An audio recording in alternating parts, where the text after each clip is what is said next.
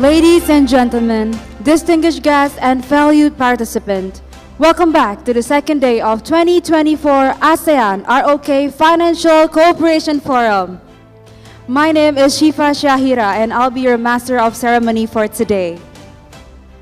Building upon yesterday's insightful discussion on navigating trends with financial company strategic readiness, today we will dive deeper into another critical theme: unleashing financial sector's power, pioneering the net zero transition. It's great to see familiar faces from yesterday, as well as new attendees joining us today. Your presence shows that we're all committed to finding new ways to make finance more sustainable and stronger for the future. On behalf of the organizer, the ASEAN-ROK Financial Cooperation Center, I would like to welcome everyone again. Now, I would like to invite His Excellency Lee Hyung-ju to the stage for his opening remarks. His Excellency is the Standing Commissioner of the ROK Financial Services Commission. Please welcome His Excellency Lee Hyung-ju.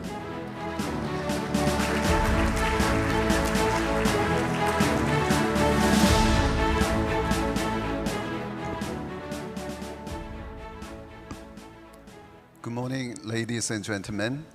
Welcome to the second day of 2024 ASEAN Republic of Korea Financial Cooperation Forum. I'm sure today's session will be no less interesting and productive than yesterday's. I would like to start my opening remark by expressing my sincere appreciation to His Excellency Lee Jang-keun, Ambassador of Mission of Korea to ASEAN, and Mr. Yoon Byung-won, the head of ASEAN Republic of Korea Financial Cooperation Center. This special forum would not be possible without their vision and strong commitment. My heartfelt gratitude also extends to auspicious speakers, including His Excellency Mahendra Shiregaru, Chairman of Osaka, other excellencies, and prominent speakers. I'm confident their presence will be a great help for constructive discussion on sustainable finance today. Ladies and gentlemen, over the last 12 months, the global average temperature has risen to its highest, surpassing 1.5 degrees Celsius above the pre-industrial levels, which is the point as an irreversible threshold set by the 2015 Paris Agreement. This year, 2024, may sadly mark the first year to breach this critical limit. Climate crisis is not a distant future. It is an imminent challenge. Achieving carbon neutrality is now imperative, not only for preserving ecosystems, but also for securing economic and social stability. As emphasized by many experts yesterday, finance should play a key role in this transformation. Achieving carbon neutrality means a fundamental shift away from fossil fuel-based economies. According to the International Energy Agency, it is estimated to cost approximately $57 trillion globally. Mobilizing capital on this scale requires robust financial mechanisms. Furthermore, role of finance needs to extend beyond funding. It also includes changing the way financial industries conduct their business and improving the public behavior in a greener way. In 2020, the Korean government outlined its vision for achieving carbon neutrality by 2050 and has implemented extensive policies across all sectors. Specifically, within financial sector, the Financial Services Commission is leading initiatives focused on three major pillars. First, financing the green. In March, the FSC announced the financial support package to achieve carbon neutrality by 2030. $330 billion will be provided to finance SME's low carbon transition, a critical step in intensifying our response to the climate crisis. We also promoting the public-private partnership strategies. By 2030, 6 commercial banks will contribute $6.5 billion to the creation of a future energy fund, aiming to increase investment into the renewable energy industry. Policy financial institutions will supplement the fund with an additional $10 billion through a subordinated loan. Along with this fund, the public-private joint investment of $2.1 billion will go into nurturing innovative climate technologies. Second pillar is the greening the finance. Climate crisis calls for change in the financial sector itself. As companies face higher costs during the low-carbon transition, financial institutions must adapt to mitigate decreased profitability and increased credit risks. Recognizing this emerging challenge, the FSC is improving oversight to ensure financial stability. The establishment of the Climate Finance Task Force underscores these efforts to develop climate risk management measures and innovative financial products. Finally, we are trying to build a green infrastructure. The Korean government laid out K-taxonomy in 2021 and issued guidelines on green bonds in the following year. And later this year, guidelines on incorporating K-taxonomy into financial institutions' credit assessment criteria will be released. The FSC also has plans to mandate ESG disclosure with listed companies starting in 2026. Distinguished guests, ASEAN is one of the regions most affected by climate change.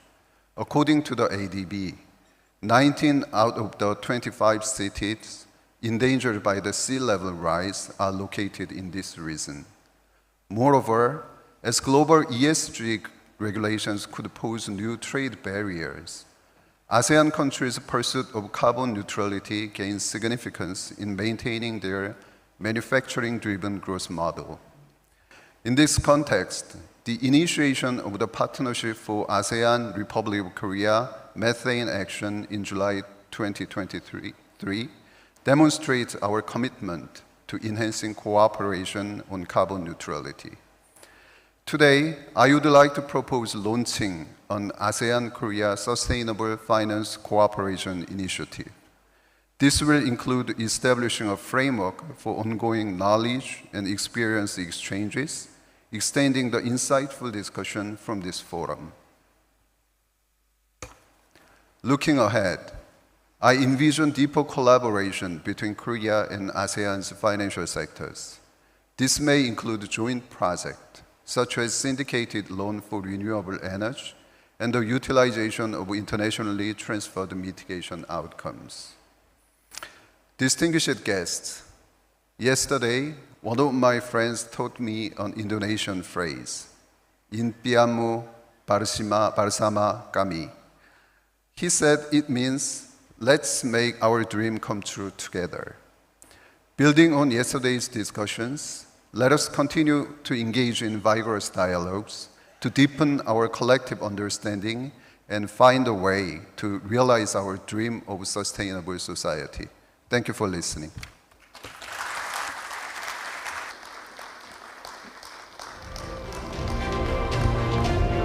Thank you, His Excellency, for your warm words of welcome. Next, I would like to invite His Excellency Mahendra Siregar, Chairman of Otoritas Jasa Keuangan, to deliver his congratulatory remarks. Let's welcome His Excellency Mahendra Siregar.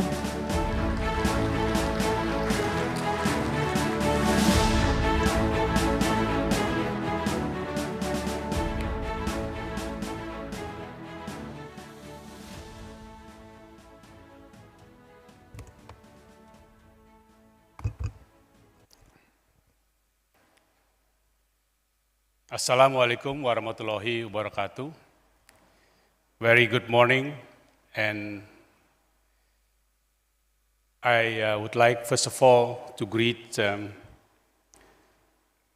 Ambassador Lee Jong-kun of the Republic of Korea mission to ASEAN, and then Commissioner Lee Young-je from the Korean FSC, also Dr. Lee Kuk-keung of the ASEAN Macroeconomic Research Office, and then also Deputy Governor, Her Excellency Madam Kan Kyo Lamaninggal of Laos, and Dr. Albert Park, the DG and Chief Economist of ADB, and all participants, colleagues. First of all, please allow me to send my congratulations to the ASEAN mission of Republic of Korea in organizing this very important forum to promote financial cooperation, in particular in the field of sustainable finance in ASEAN and between ASEAN and Republic of Korea. This is a very important subject, but also an important time for us to not only discuss this topic, but also evaluate what we have achieved and what are the outstanding challenges that we face today in this subject, and of course, anticipate actions, strategies in response to that situation. Because we are discussing this matter not in the vacuum of the global economic and geopolitical situation. As indicated by Commissioner Lee earlier, the issue of sustainable growth or green economy could also be caught in the middle of geopolitical tension. And this is what we have also witnessed at this very time, how one side of the competition impose sanctions, tariffs or non-tariffs to the other side, despite we share and agree to achieve the common goals.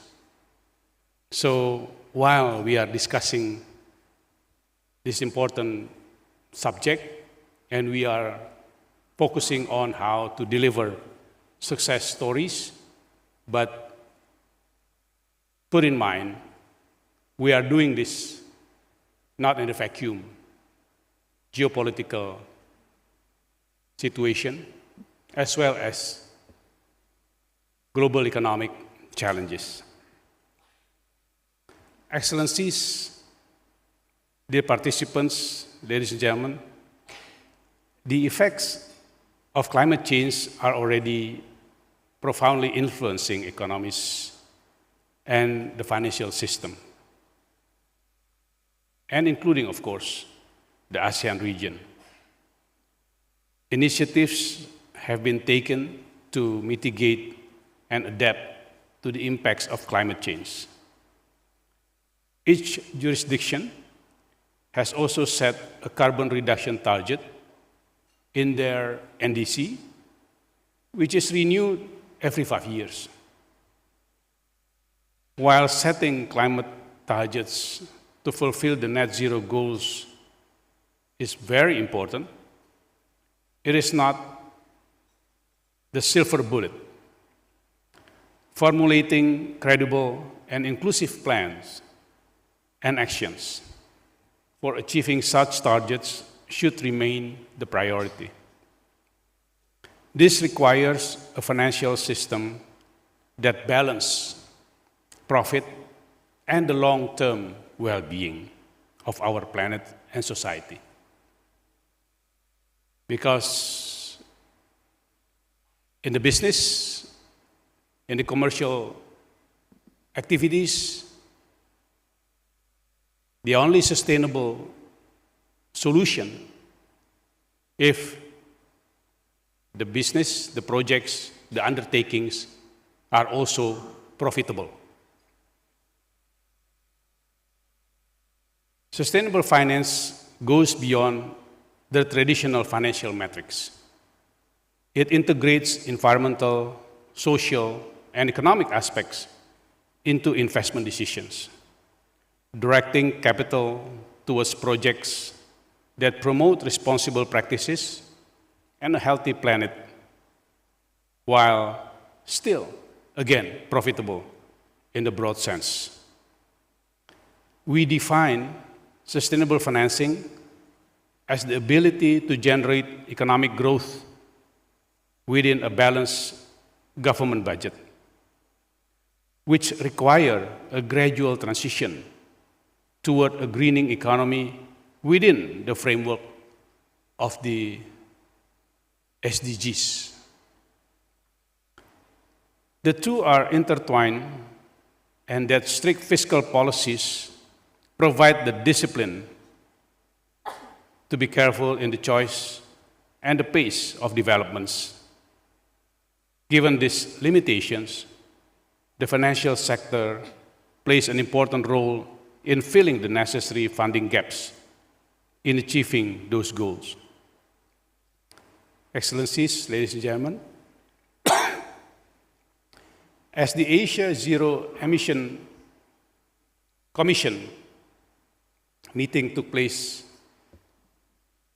summit in Tokyo took place last year, President Joko Widodo said that ASEAN needs more than 29 trillion US dollars to achieve its energy transition goals. Meanwhile, Indonesia alone needs more than 1 trillion US dollar for the energy transition goal. These efforts would be impossible for developing countries to achieve solely relying on their government budgets. The financial sector, with its innovative instruments like green, sustainable bonds, sustainability-linked loan, carbon trading, and other sustainable financing instruments, is equipped to lead this transformation. To conduct a successful transformation requires synergy of governments, businesses, and financial institutions at the national and international level. Indonesian FSA, OJK, has issued several regulations and initiatives to support these endeavors, including the implementation of sustainable finance for financial services institutions, issuers, and public companies, carbon trading through carbon exchange, issuance and requirements of debt securities or sukuk based on sustainability. Most recently, this year, OJK has developed and issued Indonesian taxonomy for sustainable finance that considers of the need for a gradual transition of energy. The taxonomy was developed by applying robust governance and emphasizing credibility and interoperability, particularly with the ASEAN taxonomy.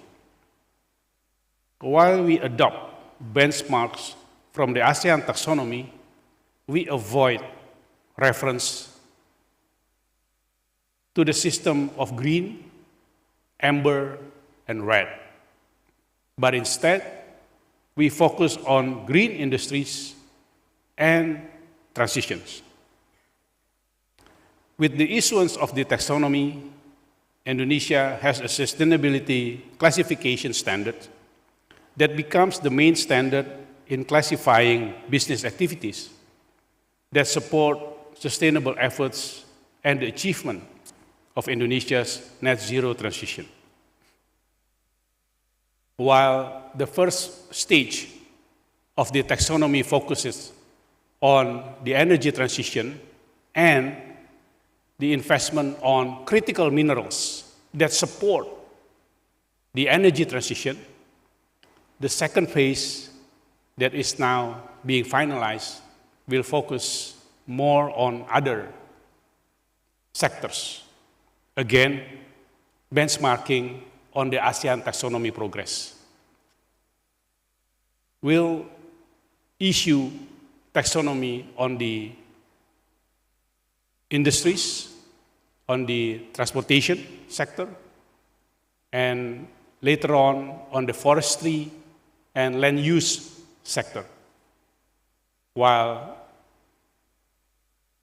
the taxonomy on agriculture is also being worked out. Meanwhile, OJK has also just published the Climate Risk Management and Scenario Analysis Guidance, which assesses banks' business and strategy resilience regarding climate change. In simple terms, this could be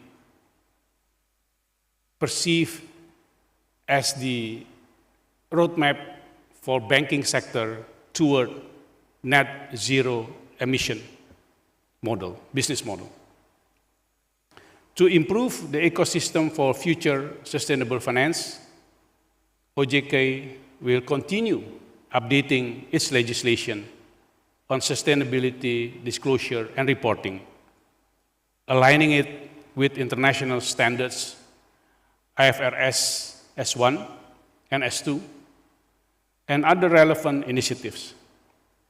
OJK also considers the importance of financial sector transition planning guidance to align with the regional best practices.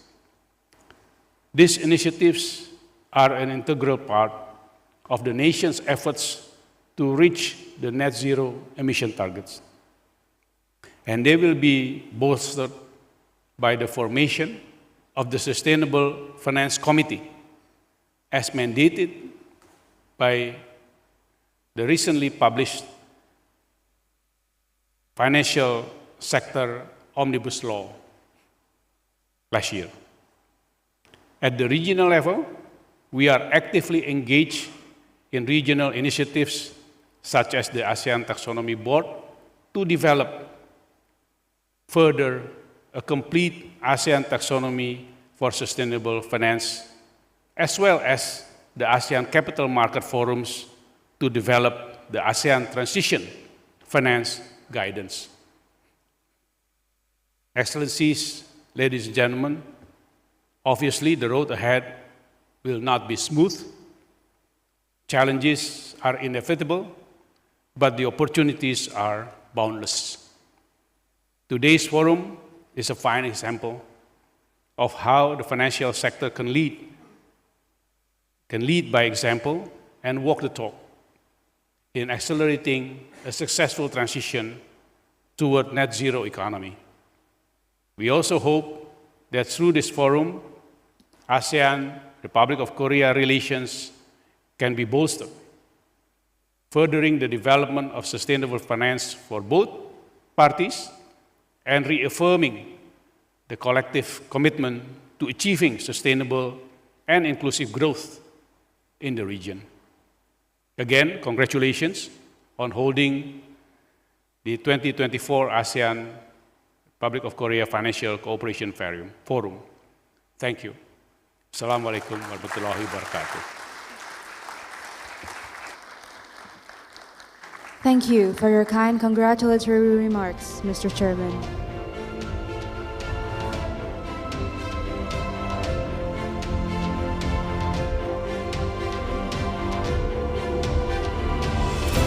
Next, I invite Dr. Kao-Ching Lee, Director of the ASEAN Plus 3 Macroeconomic Research Office, to the stage. Let's give a round of applause for Dr. Kao-Ching Lee.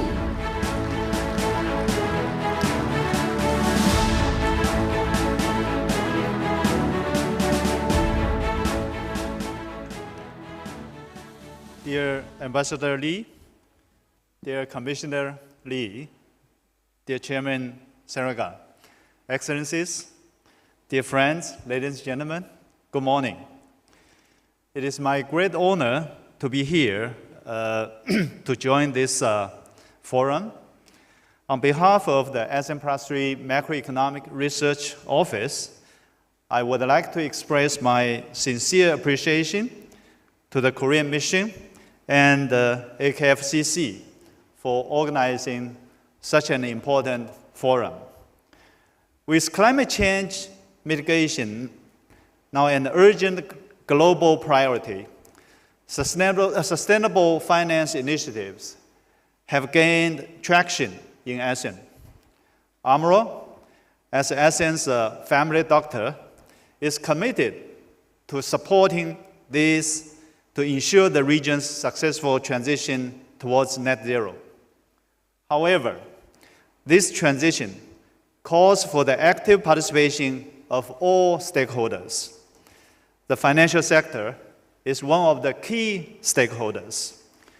Without active participation and strong support from the financial sector, ASEAN's net zero goal will be very difficult to achieve. For ASEAN, as for the rest of the world, the required transition to a carbon-neutral economy will have major macroeconomic and financial implications.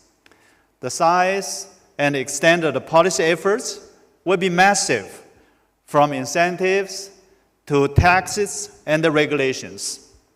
These, along with the implied pace of the transformation, mean that economic consequences will be far-reaching. Rapid change in global and domestic policies expose the ASEAN to significant transition risks.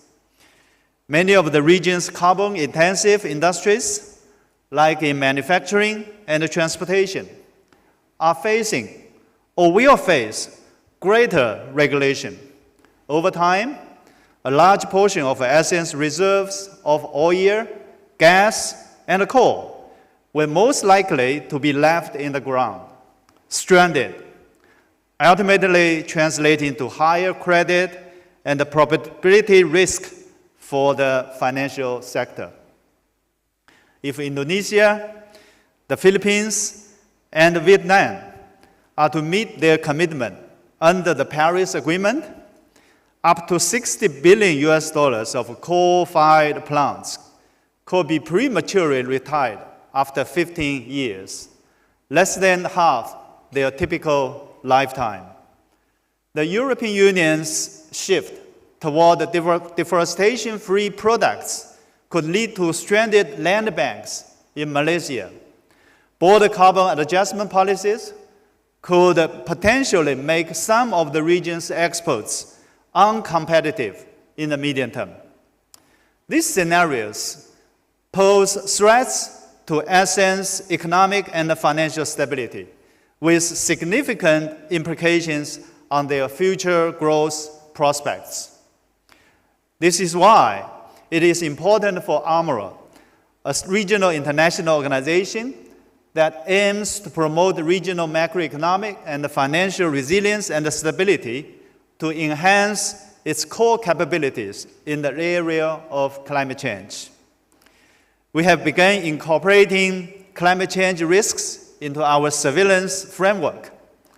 Our flagship report last year featured a special chapter titled ASEAN Plus 3 on the road to net zero. As a knowledge hub, we are developing new analytical tools, such as our climate clipboard and climate initiative databases, while generating timely research and knowledge products, including a joint research project with Yonsei University in Korea. AMRO staff has published on the likely impact of the EU's CBAM to the region and of US policies like the Inflation Reduction Act and the recently announced tariffs on electric vehicles. Our surveillance teams are constantly monitoring emerging risks from these policies and other global developments. As a policy advisor, AMRO is helping strengthen the capacity of our members through technical assistance. The net zero transition calls for deeper and often challenging economic adjustments. And the ASEAN economies requires various capacity building to deal with the risks that could arise. Yet, responding to climate change is the responsibility of all stakeholders. The transition to net zero requires significant changes by governments, businesses, and households, plus an unprecedented amount of investment. If good alternatives are not readily at hand, the economic costs to ASEAN region of moving away from fossil fuels are significant. A lot will depend on the speed of development and adoption of new technology, such as clean energy options, low-carbon industrial processes, and electric mobility. But the route to net zero is also rich in opportunity. It should boost research spending, the growth of new industries and technologies, new infrastructure development, and the creation of new financial assets. One good example is the robust growth of the new energy car industry in East Asia. This is where the financial sector can unleash its power and be net zero pioneers. Mobilizing private capital will be critical for the ASEAN to realize the economic gains from the transition while minimizing its negative impact on growth. Without the strength of private capital, the region's journey to net zero will be like trying to drive an electric vehicle without a battery. Banks, insurers, and other financial players, including many of you, make up this battery. Thanks to you, the annual supply of green financing in ASEAN is estimated to the tune of $40 billion going into new renewable energy projects, energy efficient buildings, and low-carbon technologies. Nearly a quarter of ASEAN's total loans are for green purposes. Last year, the region collectively issued about $190 billion of sustainable bonds, nearly 3 times the size of their issued bonds prior to COVID-19. The buoyant activity demonstrates financial companies' growing appetite and support for these green assets. However, the efforts we have collectively made are far from enough. The required resources to close the financial and the technological gap in the ASEAN far exceed the current supply of funds. For example, we find that a much larger amount of transition finance is required to help ASEAN's non-green, high-carbon activities reduce their carbon footprint. But this market in ASEAN is still at its very early stage, with its own sets of challenges. To become true enablers of sustainable finance, the financial sector should view the net zero transition not just as a responsibility or challenge, but also a great opportunity. Nowadays, policymakers across the region are taking action. MDBs are taking action. A new facility called the Rapid Financing Facility under CMIM, which is designed to address sudden shocks, such as natural disaster, was endorsed by finance ministers and the central bank governors recently. Many countries are now implementing strategies to create right conditions and incentives for the private sector. Some technological breakthroughs have been made so far. However, more are needed. Green transition calls for adequate financial support to R&D and commercial use of technology through innovative business models. Now is the time to act. The longer we wait, the costlier and more painful the transition to net zero would be. Dear colleagues, friends, ancient philosophers taught us acceleration according to the changes. Climate change is a change that may bring huge challenges to us.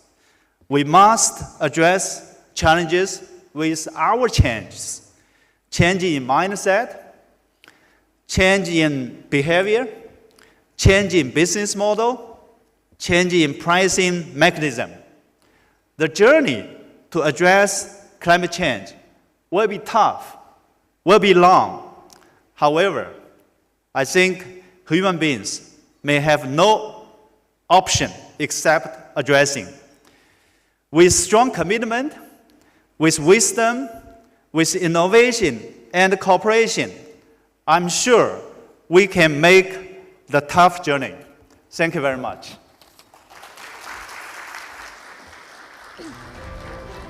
Thank you for your uplifting congratulatory remarks, Doctor.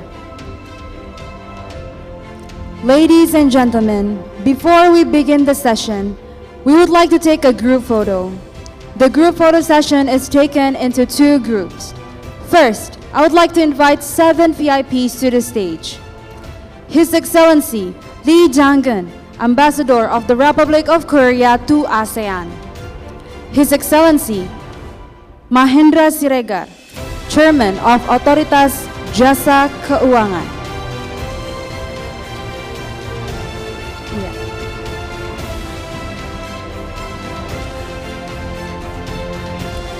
Her Excellency Kankeo Lameningau, Deputy Governor, Bank of Lao PDR.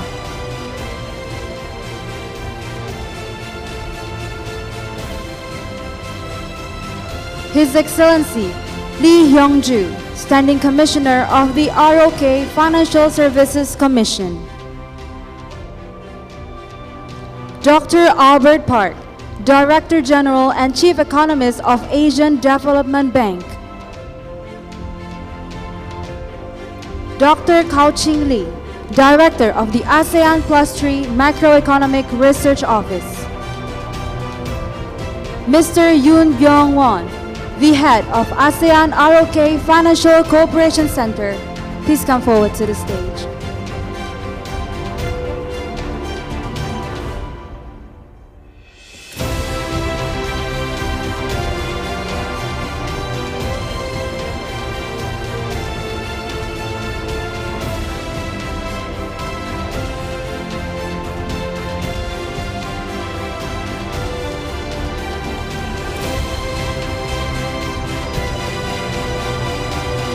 Let's take final picture.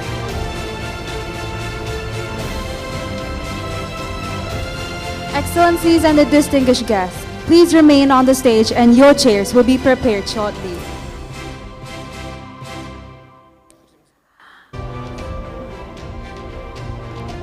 Excellencies and the distinguished guests, please remain on the stage. Your chairs will be prepared shortly.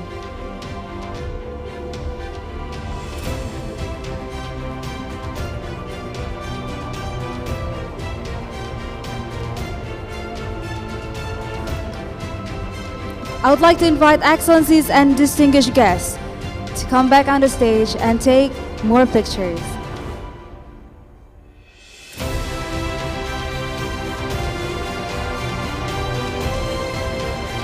You may now take your seats.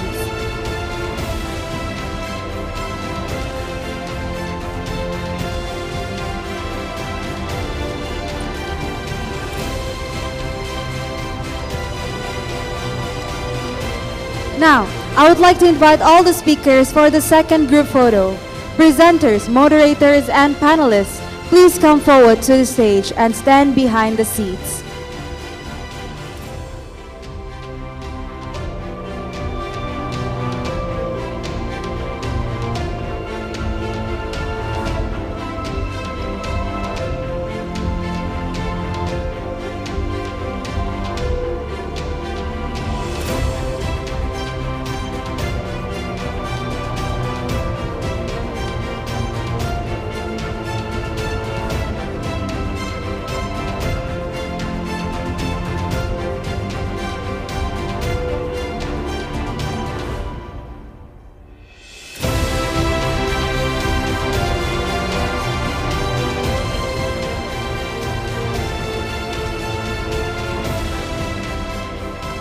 Let's take final pictures.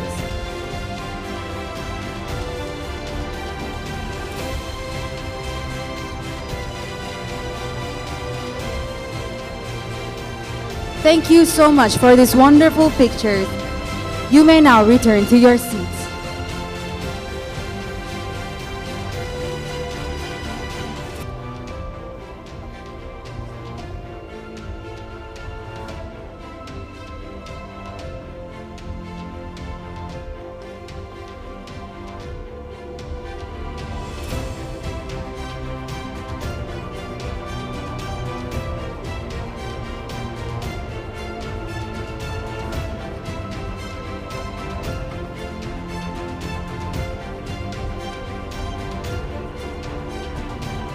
Now, we will begin the session. During this session, we will discuss and exchange views about pioneering the net zero transition. The first speaker is Mr. Paul Gui Chun Guan, Secretary General of the ASEAN Bankers Association.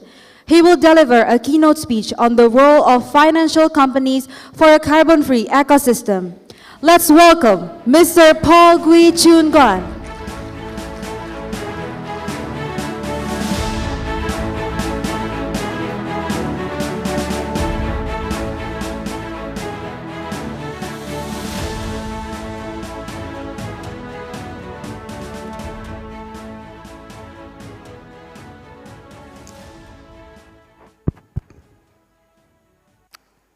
His Excellency,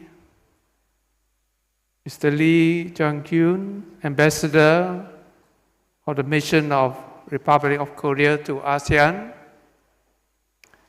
His Excellency Lee Jun-ju, Standing Commissioner, Financial Services Commission, Republic of Korea, His Excellency Pak Mahendra Sriga, Chairman OJK, I think he has left, but we will also acknowledge His Excellency or Her Excellency Kan Kiao Lamingao, Deputy Governor, Bank of Laos PDR, Dr. Albert Park, Director General and Chief Economist of ADB, and Dr. Lee Kongji, Director Asean-Rok. Esteemed speakers and panelists, distinguished guests, ladies and gentlemen. Annyeonghaseyo, selamat pagi, very good morning. I'm delighted to join all of you today at this forum with the ably theme of unleashing financial sector power, pioneering the net zero transition. First, please allow me to express my deep appreciation to the organizer, particularly the Mission of Republic of Korea to ASEAN and ASEAN-Korean Financial Cooperation Center in inviting me for this event. Thank you so much. Today, I'm equally delighted to be back here in Jakarta, the capital city of Indonesia, one of my favorite cities in ASEAN. Indonesia is where you find a country is blessed with countless wonders and indeed truly wonderful Indonesia. Your Excellencies, distinguished guests, ladies and gentlemen. Now let me get back to what I'm here for before I get carried away about my favorite city of Jakarta. That is to share with you my thoughts on the role of financial companies for carbon-free, or should I say carbon-neutral ecosystem.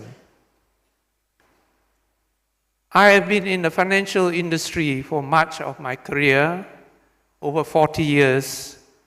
By now you will know approximately what is my age, but never mind. So I can safely say that I have seen how the financial industry has gone through the various global cycles, be it economic, technology, geopolitical, as was mentioned earlier, etc., and how their roles have impacted by such forces at various turns of the cycles. Now coming to the climatic cycles, I think neither of us in this room have gone through such cycles before. And why? Why is that? Because they occurred, as I understand, over hundreds to thousands of years. According to the research and comment from the MIT Department of Earth, Atmospheric and Planetary Science, Professor David McGee, I quote, "Global temperatures rose during that time by about 6 degrees Celsius, around 11 degrees Fahrenheit, and the amount of carbon dioxide emission in the atmosphere, the main planet warming greenhouse gas responsible for today's climate change, rose too by nearly 50%. This, you will note, happened over many thousands of years. But today, the speed of the climatic change is more unprecedented. According to the MIT research, the amount of CO2 that humans have added over just the last 100 years is comparable to the amount that was added over 100 centuries after the last ice age. In other words, in the modern day, atmospheric carbon has risen about 100 times faster when humans emerged from the last ice age. End of quote. That difference, as said, is part of why climate change today is so alarming and needing immediate attention. Let me illustrate. If you can see here on the chart, this is actually from the MIT Climate Science and Risk and Solution. You see that jump of that emission of CO2 just in the last century here. So we can see that the importance and in fact how important that we must address this. I think for here, it just shows that, today is an important point. And moreover, I think one of these things about climate change and nature-related risks are unique. Why? Unlike other systemic risks, where you have rare tail events known as black swans, in climatic change, however, there's a break from this classical Gaussian probabilistic universe of risks because it's doomed to happen if not addressed appropriately and timely. I think some of the opening speakers were also mentioning about this. So, Excellencies, distinguished guests, ladies and gentlemen, so today it's both a privilege and a responsibility to address all of you on this subject that is so critical to our collective future. That is the role of financial companies for carbon neutral, carbon-free ecosystem. As alluded earlier, the unprecedented challenge of climate change would mean that the actions we take now will shape our world for generations to come. The financial sector, with its unparalleled influence and resources, is uniquely positioned to drive this transition journey. However, this will not happen overnight, nor over a 1-2 year time frame. But I stress here, as we all know, it's a journey with all our key stakeholders. The urgency is now for carbon neutral to net zero ecosystem. The scientific consensus and science base is clear.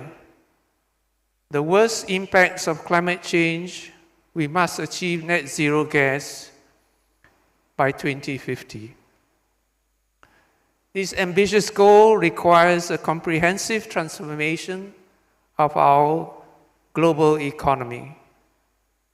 The cost of inaction far outweigh the investments needed for transition to a sustainable, low to neutral carbon future. Consider the economic changes from extreme weather events, which we have increasingly seen in recent years. From wildfires in California to floods in Europe, these are not only devastating lives and ecosystem, but also causing significant economic and financial losses. Nearer home, we have witnessed and some have experienced before our own eyes the severe and more frequent flooding in Bangkok, in Jakarta, etc., with increasing intensity of typhoons in Philippines and Vietnam, as well as the recent extreme heat temperatures across the regions of ASEAN.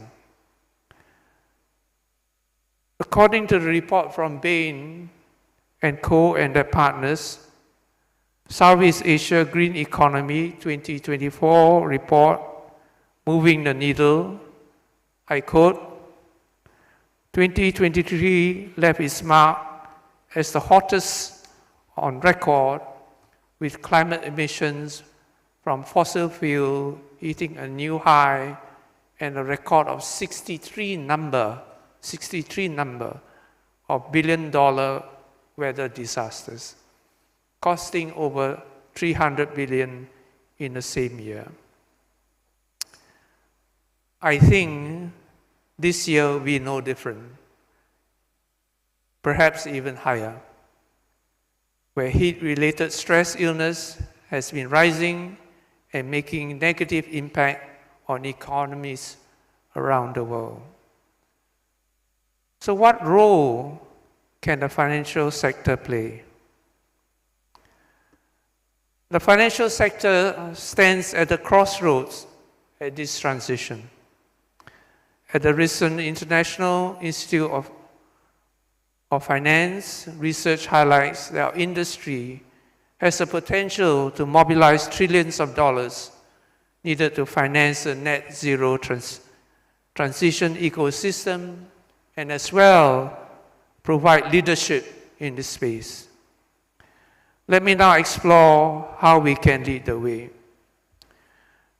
I'm sure, as highlighted here in the slide, this will not be a surprise to many of you, but I believe it needs the reiteration. Firstly, is the capital deployment or allocation.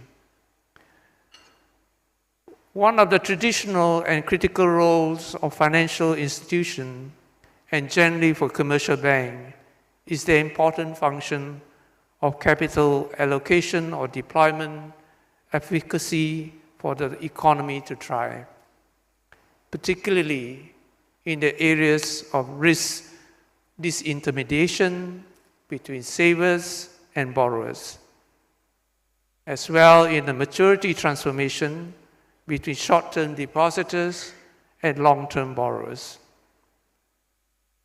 These have not changed, but the types of classes or asset classes have morphed as I see it. We now have green assets and sustainable investments. In the green assets and sustainable investment space, we're directing capital towards such green assets and sustainable investments are of great paramount importance. Financial institutions must integrate climate risk factors into their investment decision, prioritizing projects and companies that contribute to the net zero goal. As mentioned in much of yesterday about green bonds, sustainable loans, climate-focused equity funds are vital instruments in this effort. The other is in divesting from fossil fuels, as shown earlier by the chart, how much the use of fossil fuel has contributed to the carbon growth that we see very significantly. Divesting from high carbon assets is equally crucial.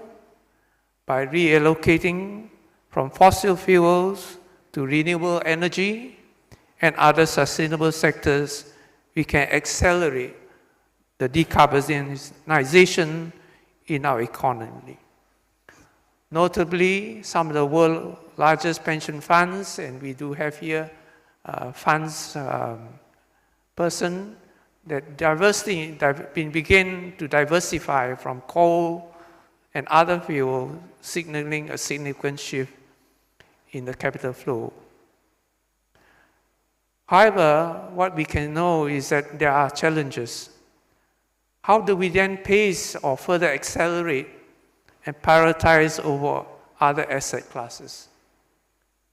I'm convinced that it has to be based on fundamental of economics, of risk and reward trade-offs, without which there will always be the risk of misallocation of capital resources, ending with all bad outcomes and negative unintended consequences.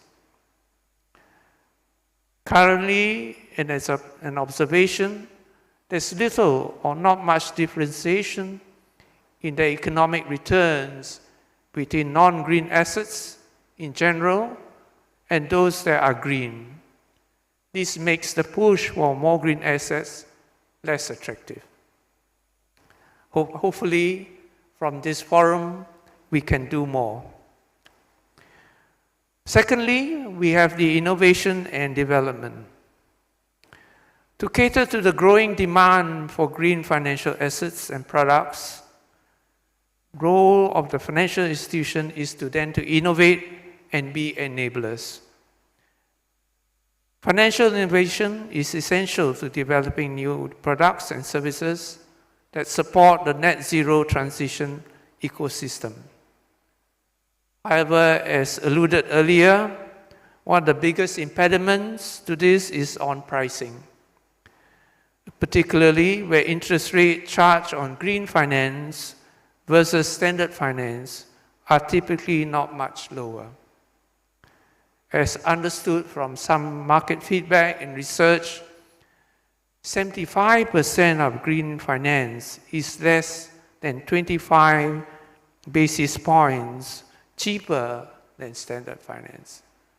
So the incentive is really very low. To make green finance much cheaper than standard finance is therefore critical to incentivize more of the real economy corporates to seek green finance and therefore push them to transition faster with the least economic cost.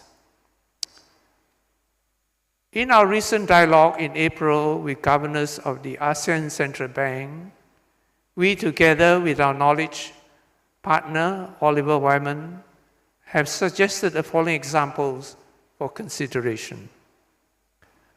Firstly, green guaranteed scheme in which central banks would guarantee losses from a pool of green loans up to a certain percentage amount of the exposure of the pool. The bank would keep the first loss tranche. The risk levels from the guarantee part of the pool will be able to be set at sovereign levels, thereby lowering the risk-weighted assets or RWA requirements and hence the cost of finance. The loans in the pool would need to be strictly defined, perhaps through using the ASEAN taxonomy or other credible definition and taxonomies. Secondly, the green covered bonds, in which banks would issue liabilities backed by pools of green loans, which the investor could claim if the bank defaults on this liability. The collateral from the pool would enable the covered bonds to be priced more cheaply, with pricing passed on to green loans. Loans in the pool would also need to be strictly defined through the taxonomies. Last but not least, but one of the other suggestions that we have asked for consideration is about having green deposits in which deposit funds will be used for the bank green loans. The depositor will receive a report which potentially be turned into a carbon credit on what was the impact of their green deposits and be paid at a lower interest rate as a result. So these are some of the examples. In addition, the leveraging of internally developed or externally sourced solutions from the fintech and digital platforms is also an important development for the financial institutions. Fintech and digital platforms offer opportunities to enhance transparency, traceability, and efficiency in sustainable finance. Leveraging technology can help further democratize access to green investments and engage a broader range of stakeholders. Example, blockchain technology, for example, can improve transparency in carbon credit trading and offset markets. Now, talking about carbon credits, and I think earlier speakers was mentioning about carbon credit, there should be also consideration to treat them as assets rather than as pure expense. So that is something which we need to work together and see how we can do that. In these areas, we need coherent policy support and technologies enablers. To this end, I'm glad to note their presence in the esteemed panel. Moving to the next role, maximization of stakeholder value, is the importance of using of the enterprise risk management. In one of the process under enterprise risk management is the role of climate-related disclosures to our various stakeholders. Climate and nature related risks have now emerged as the significant part of financial risk. This we note as we see the incorporating of climate-related disclosure as recommended by the TCFD that enables financial institutions and stakeholders to better understand and manage this risk. These disclosures provide transparency, helping investors and stakeholders make informed decisions and encouraging companies to adopt sustainable practices. To these, as mentioned earlier, that we have the global in IFRS S1, S2, which focus on sustainability and climate-related disclosure separately. I believe these will provide a standardized framework for companies to enhance their disclosure measures and climate change about their risks and opportunities. The other that is equally important is the use of the stress testing mechanism. Such a role in stress testing portfolios by financial institutions on the various climate scenarios will not only provide macro views for helping them to prepare and mitigate potential losses, but also facilitates potential oversight. This proactive approach not only protects financial stability, but also incentivizes the transition to a neutral or to a low-carbon economy. For instance, the ECB, as well as some of the ASEAN central banks, have begun climate stress testing of major banks to assess their resilience to climate-related risks. What are the challenges? Even though the implementation of IFRS S1, S2 will provide significant adjustments in what we need to do, but yet it is important that the controls of reporting be implemented. At the same time, there's also the need to have accurate and reliable disclosed information, particularly for Scope 3. But what we have understood that if we can do Scope 1 and 2, that will be a good start already. It's again heartening to know that we have presence in the panelists who will provide further insights to this area of challenges. Now on the last row, or not the least, not one of the least, is on perhaps the way in terms of client advisory services. This can be in the form of supporting clients in their transition journey by providing expertise, advisory services, and tailored financial products that can amplify the collective impact in the ecosystem, offering favorable sustainability loans, for instance, that will incentivize companies to achieve their transition to environmental targets. These will be of great value rather than penalizing them through exiting from such companies may cause negative knock-on effects on the broader economy, particularly in the MSME market segment.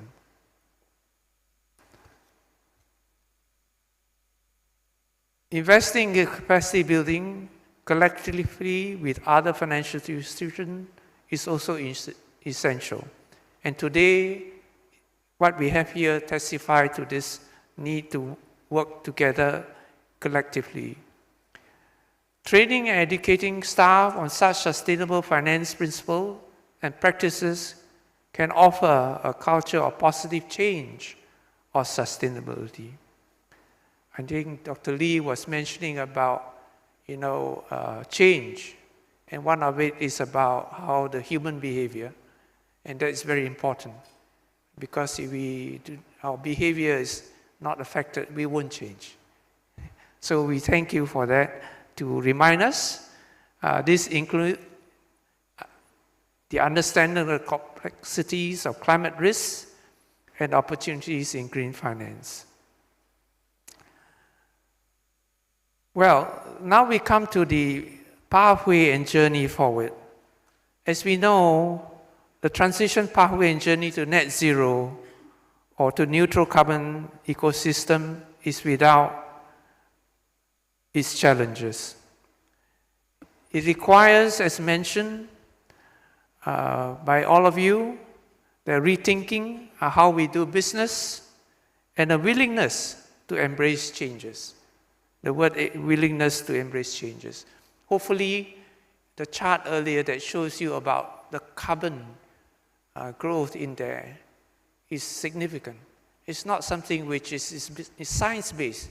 So it's something that we try to kind of give you a picture based on what we think, but that's science. So it's important, given that science has already shown you, we should take action collectively. Now consider the one that we know that was mentioned about the pathway forward is about the regional energy sector. We know that there are great opportunities in here for not only people in the room, but many outside as well. There are great opportunities that can be gained. So we should seize that challenge. As we navigate this pathway and journey, let us remember that the financial sector has a moral and fiduciary duty to act. By aligning our strategies, our best minds, and operations with net zero goal, we can safeguard our planet and our long-term prosperity for all. Excellencies, distinguished guests, ladies and gentlemen.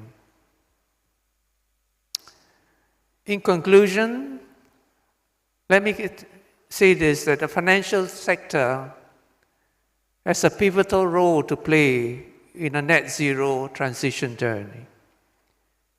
By allocating capital wisely, innovating relentlessly, managing risks effectively, collaborating broadly, and building capacity diligently, we can lead the way to a sustainable future of carbon-free ecosystem. Let us all commit to this journey with urgency and determination. Many have said the time for action is now. Together, we can make the vision of net zero a reality. Let me echo the African proverb. If you want to go fast, go alone. But if you want to go far, go together. So this is the thing that we have to do together.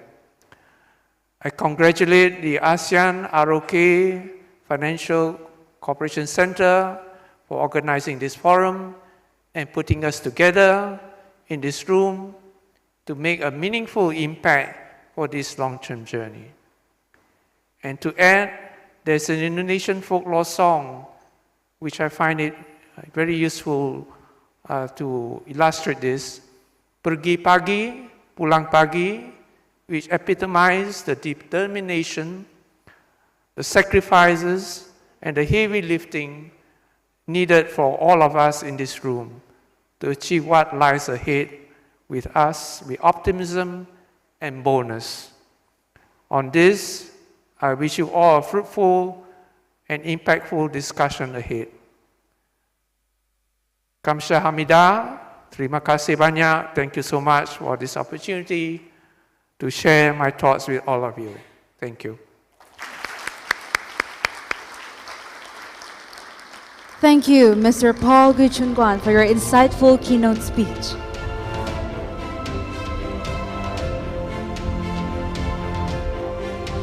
Now, let's move on to our presentation. The first presenter is Ms. Neni Lestari, Senior Financial Sector Specialist at the World Bank. She will be presenting on the catalyzing sustainable finance in the ASEAN 5. Let's give applause for Ms. Neni Lestari.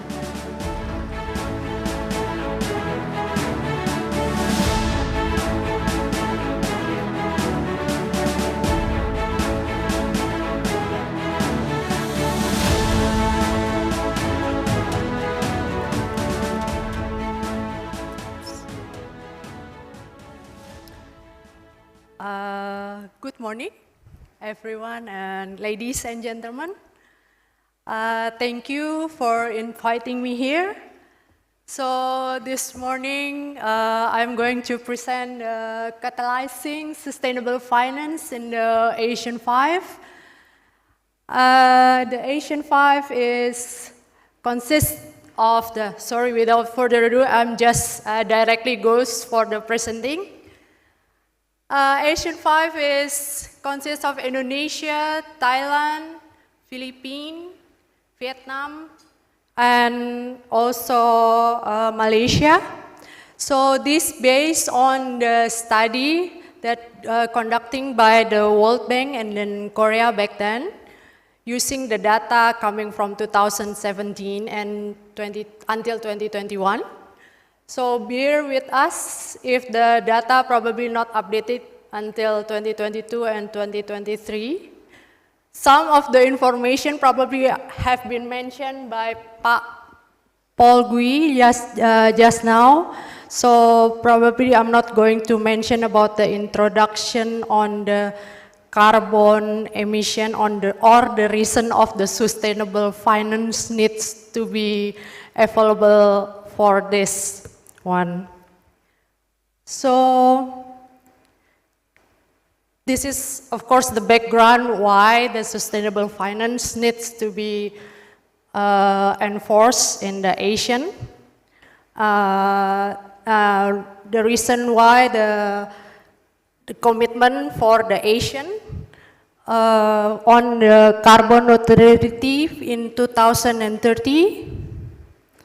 And this is how the financial sector going to be positioned as the unique in the sustainability in the finance. There is tools that needs to be conceptually being part of the transition. There is a taxonomy, plans, and also finance. I believe this concept has been mentioned previously in the different presentation and also discussion in the different forum as well. On the taxonomy, I think internationally, there is a global taxonomy and also ASEAN taxonomy that has been applied in the different countries. And ASEAN also has different taxonomies. Indonesia and different countries also has applied the different taxonomy. Oh, sorry. So this is the journey of the taxonomy of each of the countries. This is very important for us if we would like to apply the transition planning for us to be able to use the sustainable finance. For the next one, after we be able to have the taxonomies, we need to have the transition plans. There are two things. One is the transition plans that needs to be set up by the government or top management, and there are other things called transition planning. Transition planning is about the process that you need to undergo by the entire management. I mean, from the top, middle, and then the entire staff. But the transition plans is something that needs to be disclosed in the company, the management level. So the top management needs to disclose this planning, so then the entire organization or the public can know what they needs to be done for to achieve the goal in the sustainable.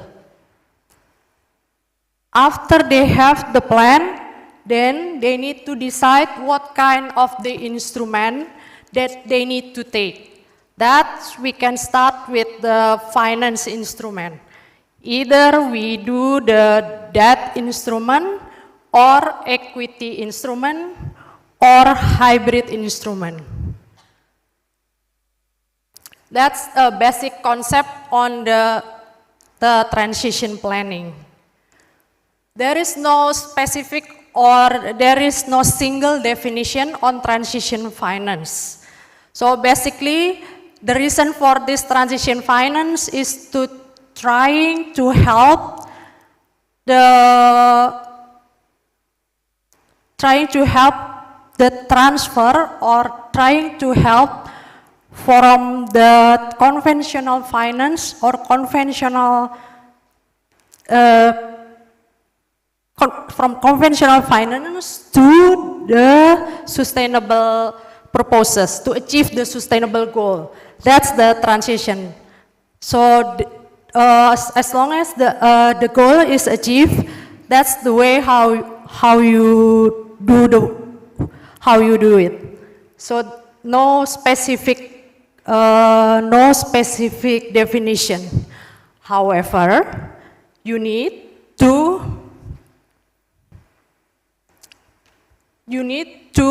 align with these 4 principles.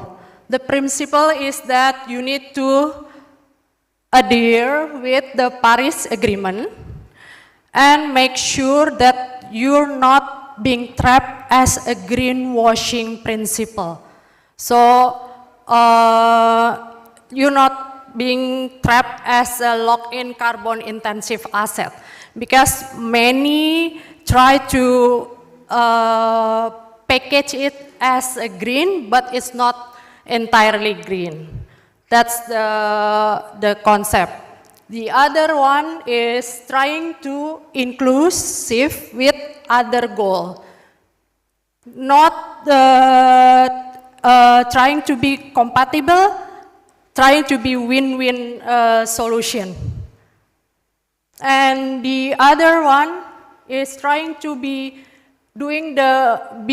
transparent as possible, because that is the most important thing to do.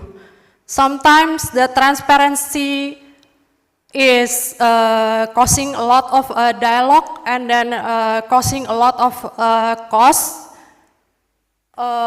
inefficiency, etc. But that at the end of the day, that can be more helpful for you to build the long-term and sustainable financing in the future. This is actually the reason why the instrument usually packaged as the plain vanilla instrument. So it is easy to explain to others, not a complicated instrument.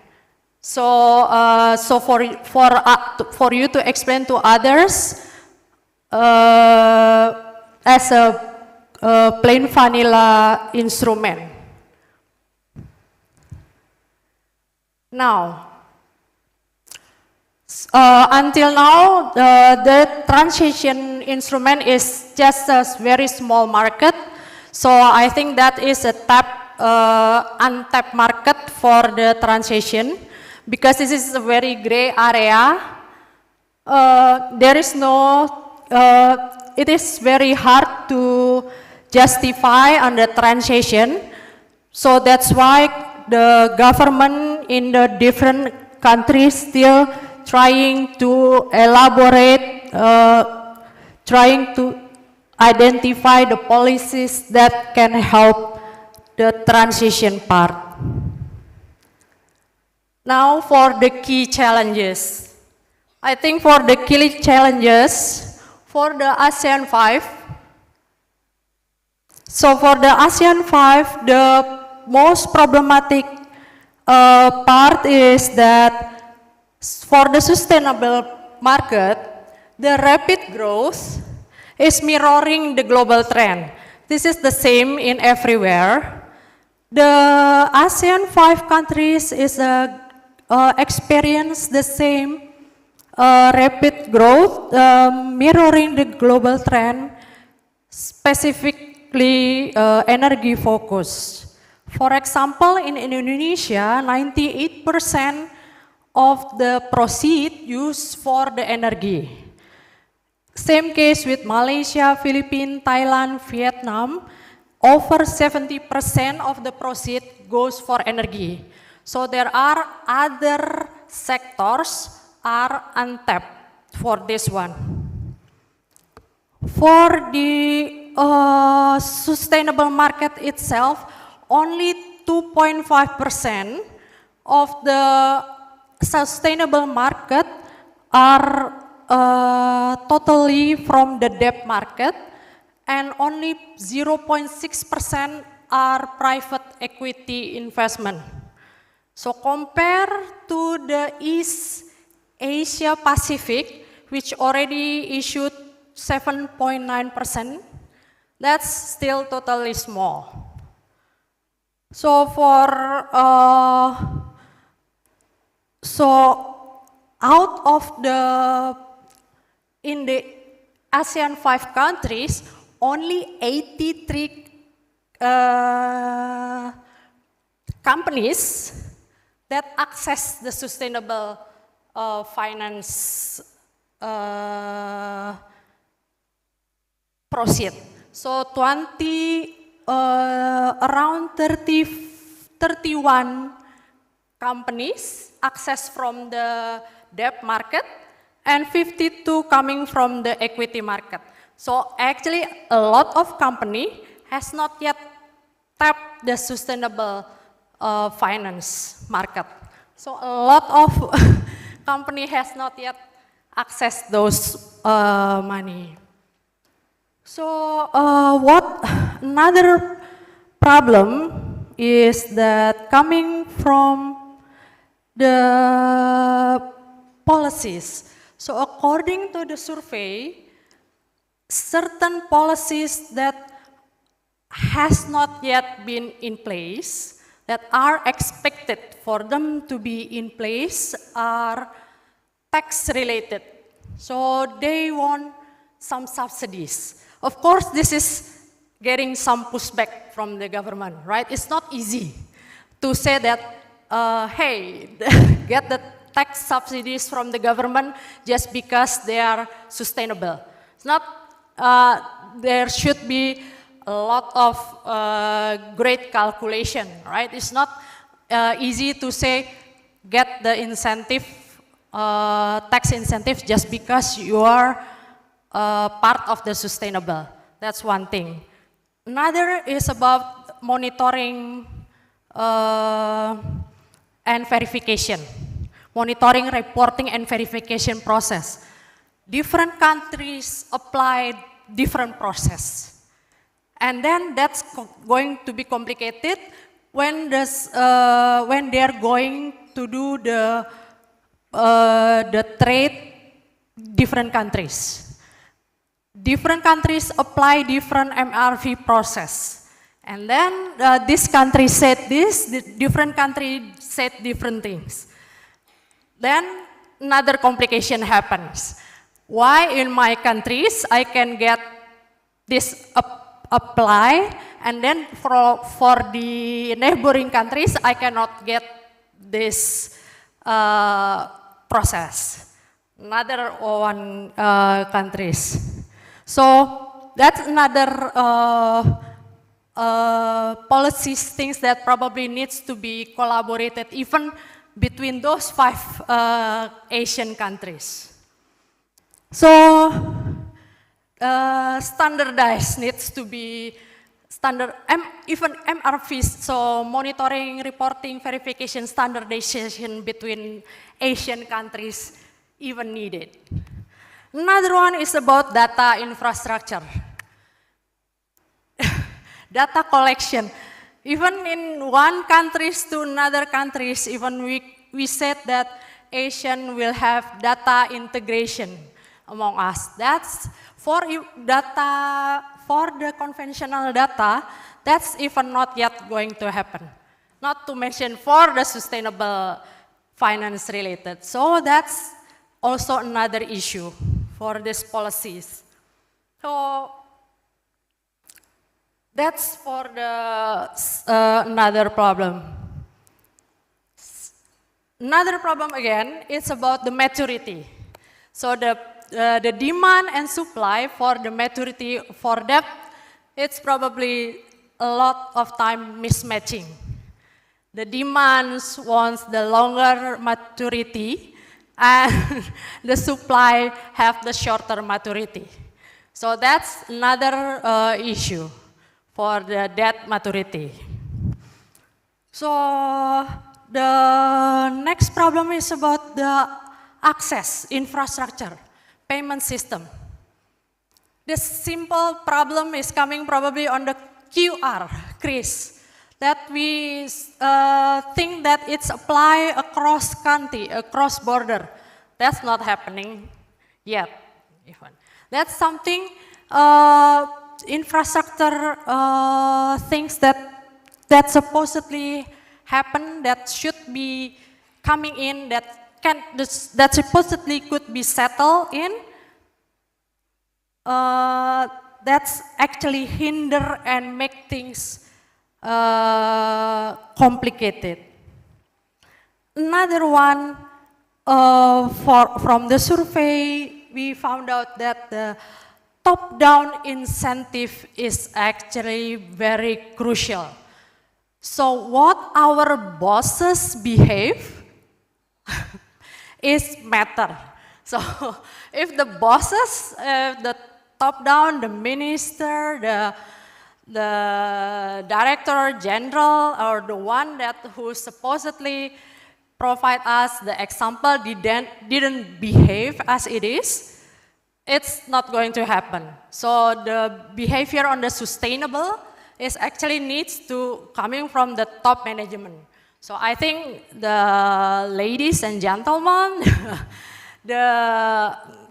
if we are leading in our respective units and respective team, I think we need to start from us to lead the way in the way we do the sustainability from our perspective.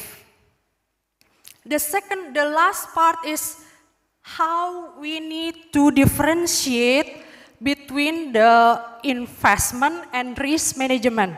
That's sometimes blurry in the case because the transition planning is about the investment, while the financial sector climate risk is about part of the risk management in the bigger picture. So indeed, we still need the climate risk stress testing as part of the risk management, but that should balance that we need still to operationalize the firm to get the maximum low carbon goals. So that's something we need to balance to achieve the sustainable finance. That's something on the key challenges. So this is just to make the sort of like framework, the simple framework on how the financing the sustainability, how the financing the opportunities and matching the risk and opportunities, how the financing deploy the opportunities and risks. The next is what will be, this is just the risk and then the opportunities. This is the one. I think this is more on for the policy maker. This is for how the policy needs to react Basically, for the React itself, the first is the readiness. The readiness means that we need to de-risk the sustainable investment, start to support better risk diversification, foster pricing efficiency, try to find the instrument by addressing the lack of the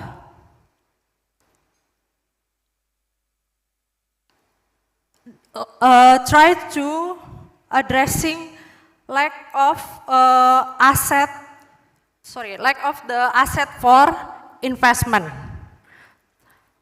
And for the enabling environment itself, try to find the deepening, broaden the financial market development, try to improving the local financial market, and accessible financial system.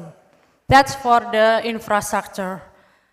The third one on the analytical, that's the one about the data.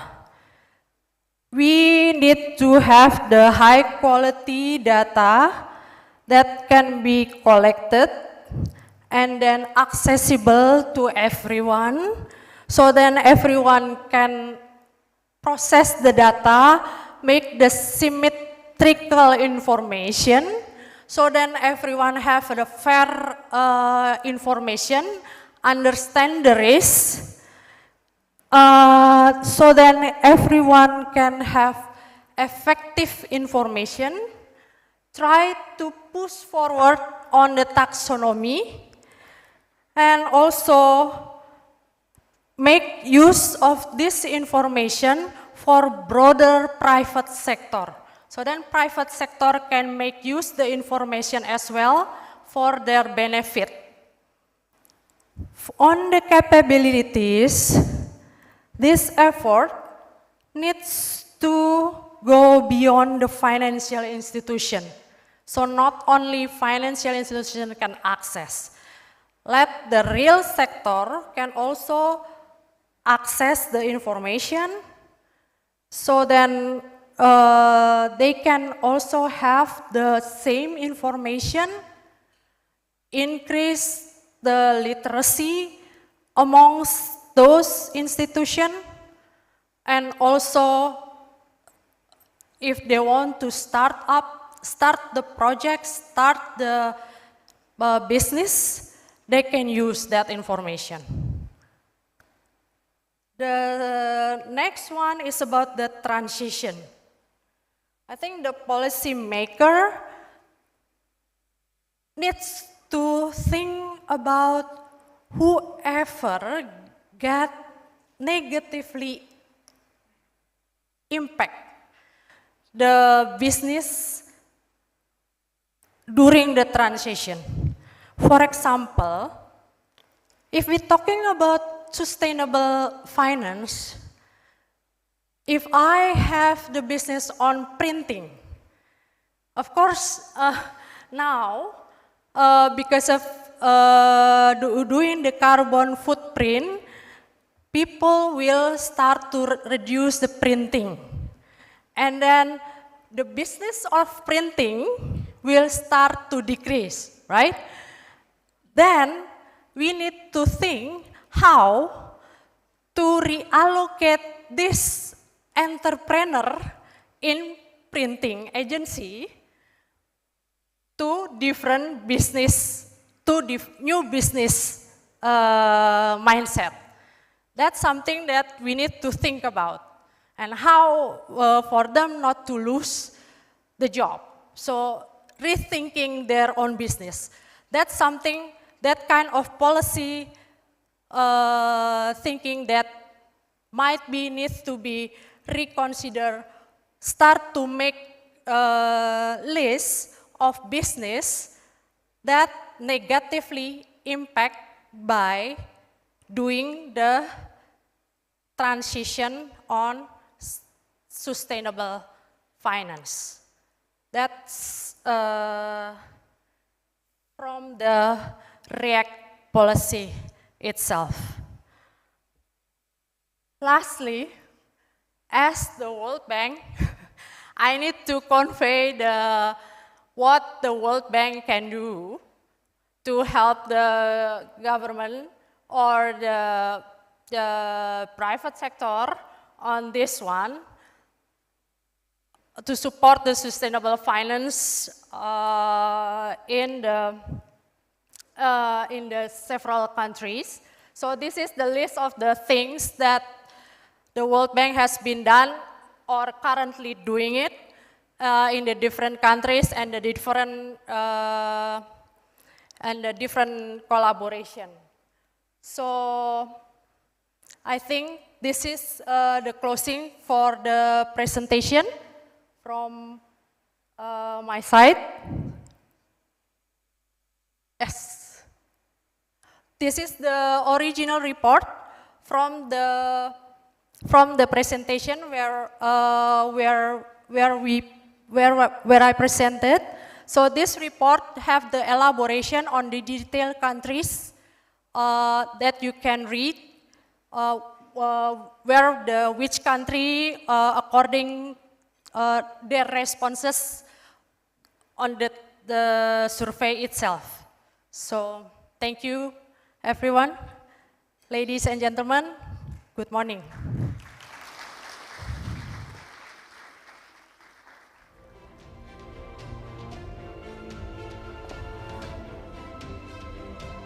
Thank you so much for your valuable insights, Ms. Neni. Now, let's move on to our second speaker, Ms. Song Jong-sun, Director at Korea Technology Finance Corporation, who will be discussing fostering green finance at KOTEC.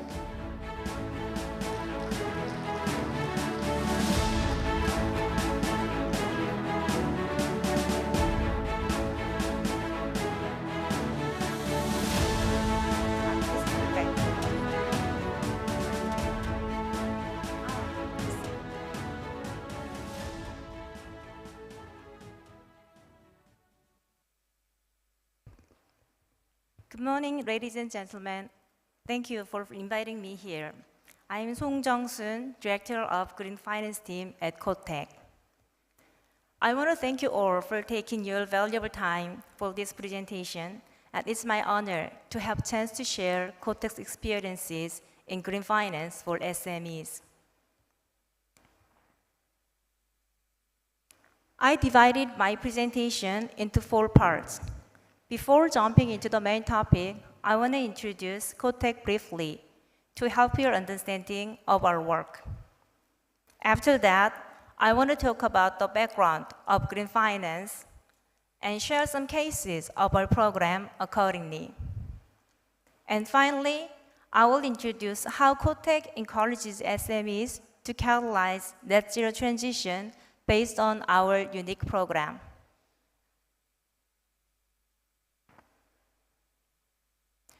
KOTEC is a nonprofit and quasi-government financial institution founded in 1989 under the Special Act. Our mission is to contribute to the advancement of the national economy by boosting technological financing to tech startups and innovative SMEs. 3 years after developing carbon valuation model in 2019, KOTEC implemented the carbon valuation guarantee to support SMEs' net zero transition based on the model. Since its establishment, KOTEC has supplied a cumulative 473 trillion won guarantee for 35 years, and it is about 345.5 billion US dollars. We provide various financial and non-financial support programs for SMEs, and technology appraisal is essential in decision-making. Technology guarantee, direct investment, technology transfer, and technology protection are 4 core business areas of KOTEC. To implement those supporting work, KOTEC have 9 headquarters, including 8 regional headquarters and 79 branches all over the country. And our human resource is different from the most other financial institutions. As of the end of 2023, we have 1,501 employees, and more than 40% of them have technology background based, and 2/3 of them are dedicated to technology appraisal. Kotek is leading the innovation of small and medium-sized enterprises with its proprietary technology evaluation system that accesses the future value of tech-based businesses, as well as various SME-tailored financial products. Let's talk about why we need green finance for SMEs. According to the New York Times, the temperature of the Earth is increasing at an alarming rate. How about you? Do you feel that it's getting hotter?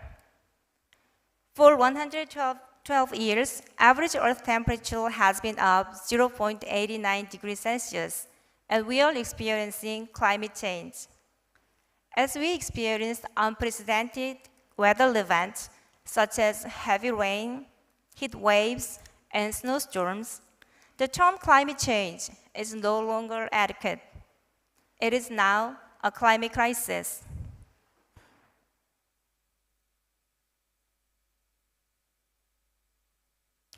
To address the climate crisis, the world is moving in the same direction. After Paris climate change accord in 2015, many countries declared 2050 net zero as an effort to limit the global temperature to 1.5 degrees Celsius above pre-industrial levels. In the line with net zero, many countries tend to strengthen their trade barriers, such as CBAM or supply chain audit method. South Korea is no exception. The government announced plans to reduce greenhouse gas emissions by 40% by 2030 to 2018 levels and achieve zero emissions by 2050. As we see earlier, government established national plan for carbon neutrality and green growth, and big-sized companies have been implementing their own strategies for net zero. How about SMEs? SMEs play a significant role in achieving net zero since they emit 37.6% of greenhouse gases in the industrial sector, which correspond to 19.5% of the nation's total emissions. However, due to the low carbon emissions of individual companies and the difficulty of measurement, the management of SMEs' greenhouse gas emissions is in a blind spot. How about their status? According to the survey conducted by Kotek in 2021, SMEs seems not to be ready for decarbonization. Considering cost burden is the biggest burden for SMEs, we needed to develop green financial instrument suitable for SMEs. To support carbon neutrality in small and medium-sized enterprises, what kind of financial assistance would be appropriate? There is a high demand for funding to address climate crisis, but the green finance market is characterized by high risk, making it difficult for private finance to be invested. Therefore, policy financing is essential in the early stages of market growth.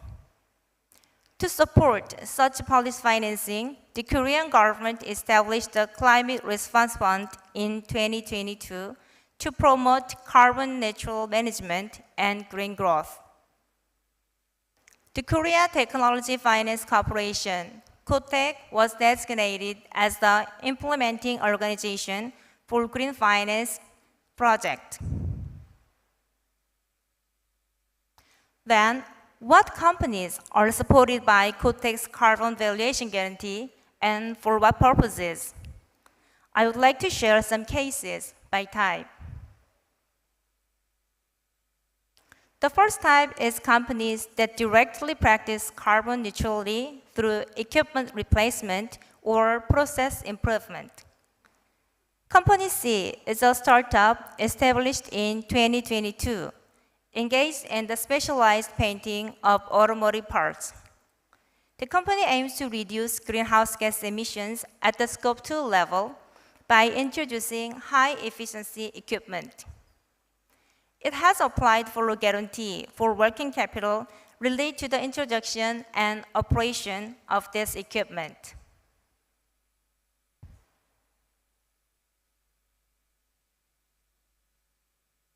In the CTRS evaluation, Company C received a BBB rating, indicating that its technology is considered superior. Through equipment replacement, it is estimated to achieve a greenhouse gas reduction effect of approximately 4,272 tons CO2 equivalent over 10 years compared to using the existing painting machine.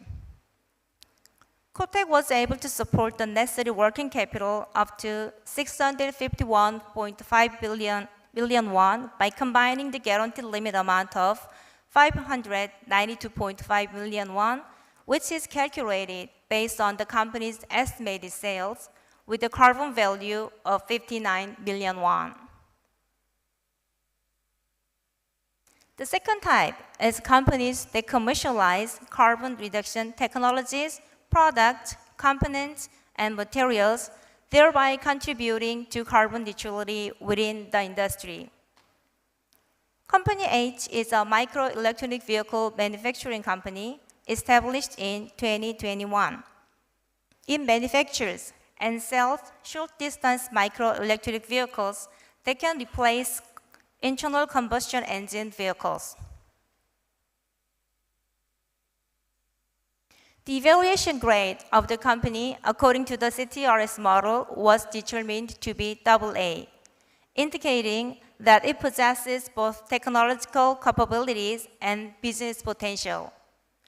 By comparing the greenhouse gas emissions of the market segment that company S's products replace, which is internal combustion engine vehicles under 1,000 cc, with the emissions of the microelectric vehicles produced by Company S. And considering the business period of Company S's technology, it is estimated to achieve a greenhouse gas reduction effect of approximately 6,411 tons CO2 equivalent.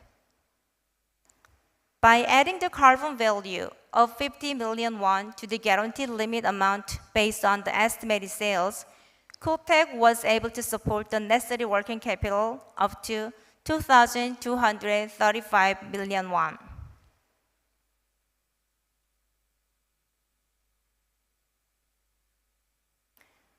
The last type involves cases in which guarantee is provided to companies engaged in the renewable energy sector and related industries.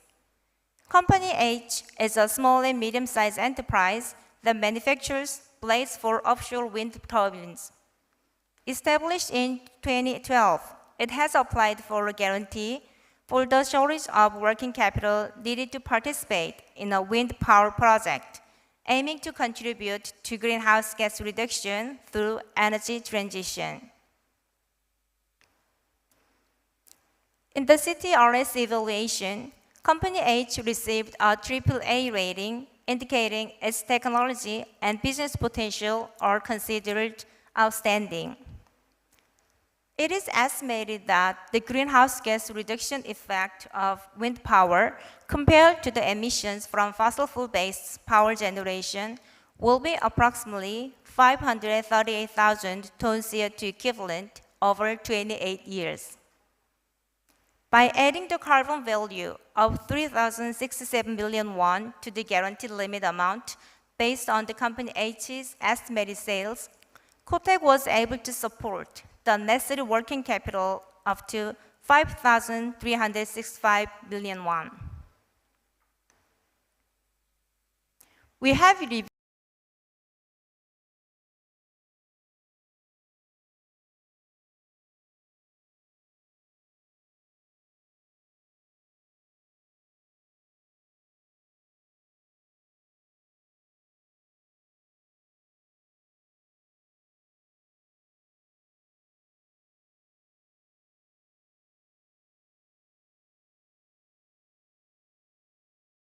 known as the carbon value, which translates the value of the expected greenhouse gas emissions reduction from the commercialization of the technology into the monetary value.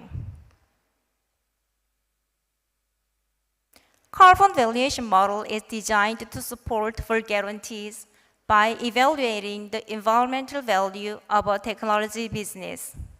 The carbon value is estimated by calculating the amount of greenhouse gas reductions expected to be generated from greenhouse gas reduction activities measured in tons. This estimated reduction is then multiplied by the current credit price to determine its market value. Subsequently, this value is discounted to present value, resulting in the total monetary value of the greenhouse gas reductions. Let's look at the key variables in the carbon valuation process.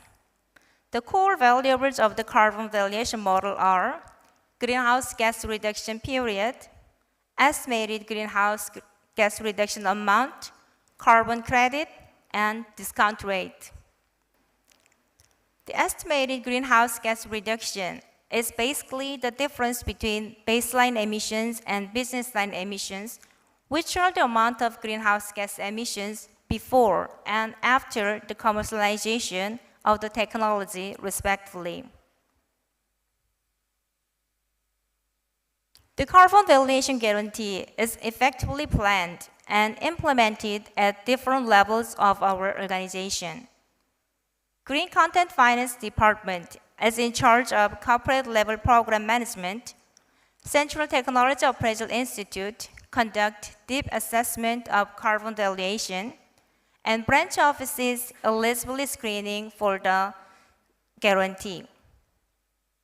Besides the carbon valuation guarantee, COTEC operates several green financial instruments such as Guarantee for Climate and Environmental Industry Enterprises, the Green Securitization Guarantee, and the K-Taxonomy Compliance Evaluation. Now let's talk about carbon valuation guarantee. As I mentioned earlier, carbon valuation guarantee is funded by Climate Response Fund and monitored by Ministry of SMEs and Startups and implemented by COTEC. And the process to get a loan is as shown in the slide. Targets for this guarantee program are closely related to NDC's reduction targets by sector and classified into 3 types. Renewable energy companies are the ones which contribute transformation of energy sector and include renewable energy generation companies and companies related to the industries. To achieve NDC in industrial sector, we provide guarantees in 2 types of companies. First, COTEC support companies which are willing to change their machines or process into reducing greenhouse gas emissions. Second, we help companies to get a loan for developing climate change mitigating related technologies. We evaluate the company's technological feasibility through CTRS and calculate carbon value through KCBM to determine whether to provide guaranteed support.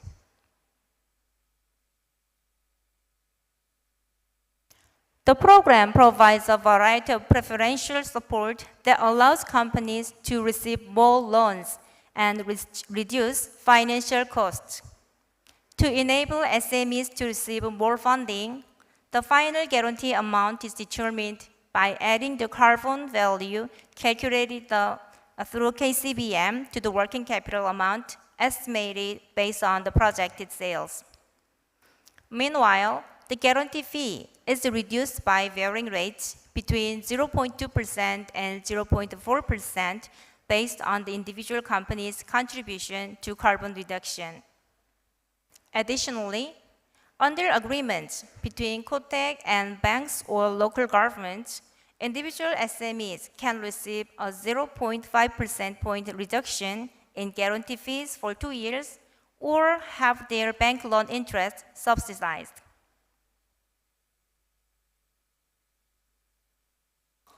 To promote carbon neutrality activities among SMEs, COTEC developed the carbon reduction activity evaluation system, which is based on the carbon value evaluation data of companies. The system consists of the carbon reduction contribution rating, called CR, and the carbon reduction activity rating, called CA. The CR shows the level of a company's carbon reduction compared to a model data set on a scale of 10 grades. On the other hand, CA displays the level of carbon reduction activities of individual companies within 6 diagnostic groups, allowing for a more precise diagnosis of each company's carbon reduction efforts. Based on the evaluation program, COTEC is using it to spread carbon neutrality among SMEs. Firstly, companies that are in the top 10% in terms of technology and carbon contribution are designated as net zero members. In addition to certificates, members are exempt from guarantee fees and evaluation fees. Additionally, we provide companies a net zero report, which shows the carbon reduction levels of individual company.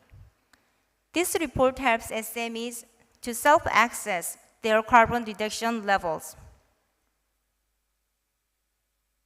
Since the launch of Carbon Valuation Guarantee in May 2022, COTEC has supported approximately 1,500 companies with guarantees totaling 1 trillion won as of last year, and it is about 72 billion US dollars. The estimated greenhouse gas reduction from the commercialization of technologies held by companies that receive the Carbon Valuation Guarantee is approximately 380,000 tons, which is similar to the reduction achieved by converting around 300,000 gasoline vehicles to electric vehicles. Furthermore, by supporting high carbon emitting industries such as automotive, metal processing, and chemical products, which account for 60% of all supported companies, the effectiveness of policy funds for carbon neutrality has been enhanced.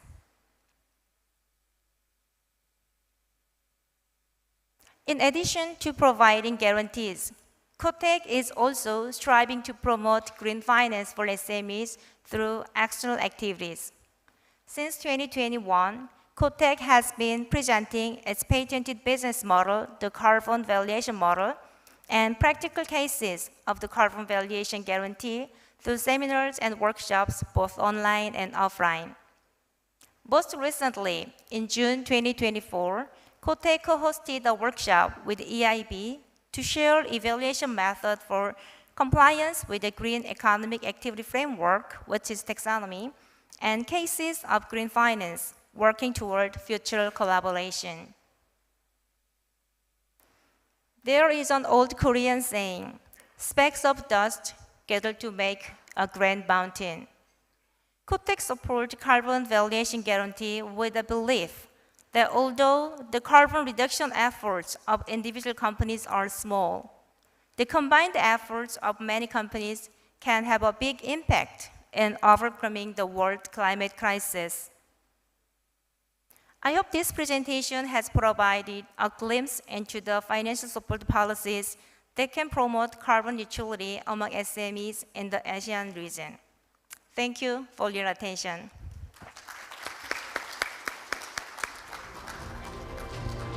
Thank you, Ms. Song Johnson, for your insightful presentation. Now, we will have a coffee and tea break for 10 minutes. Please come back to the meeting room by 11:20. Thank you.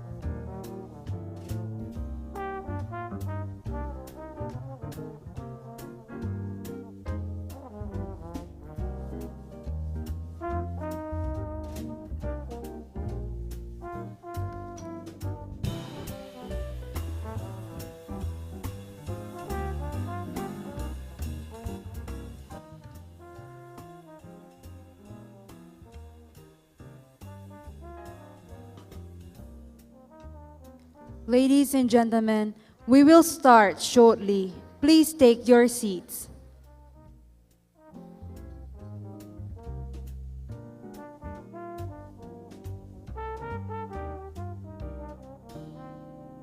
Once again, ladies and gentlemen, we will start shortly. Please take your seats.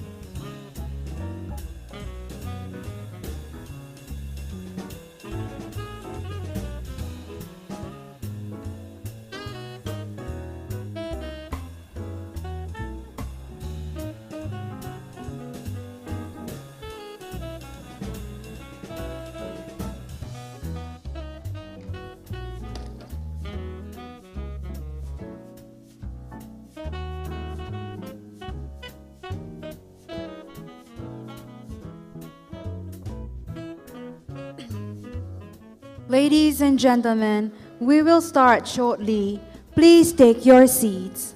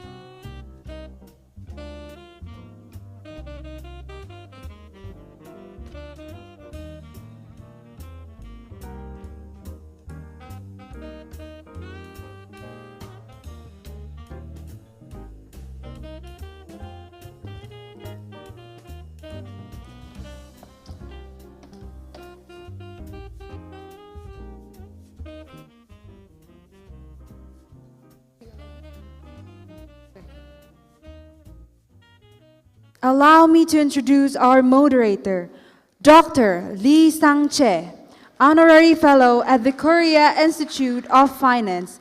Please come forward to the stage.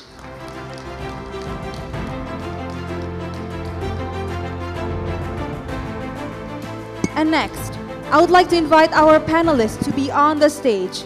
First, we have Mr. Jim Turnbull, Deputy Director of the European Bank for Reconstruction and Development. Next, Mr. Sharat Somani, Head of ESG Practice at KPMG. Next is Ms. Frances Chen, Head of Sustainability at HSBC. And Dr. Jeremy Locke, Co-founder and Managing Partner at Genesis Alternative Ventures.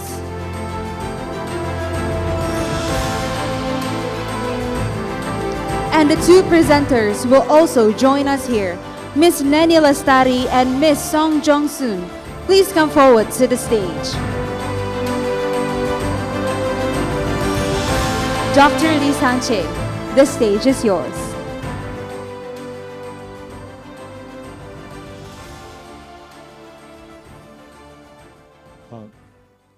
Thank you. First of all, I would like to thank the host of this forum for inviting me here to this event, and I have opportunity to discuss with industry experts how financial companies can accelerate successful transition to net zero. We have Mr. Jim Turnbull from EBRD, and also Ms. Frances Che from HSBC Indonesia, and Mr. Jeremy Law for Genesis Alternative Ventures, and also Mr. Sharad Somani from KPMG.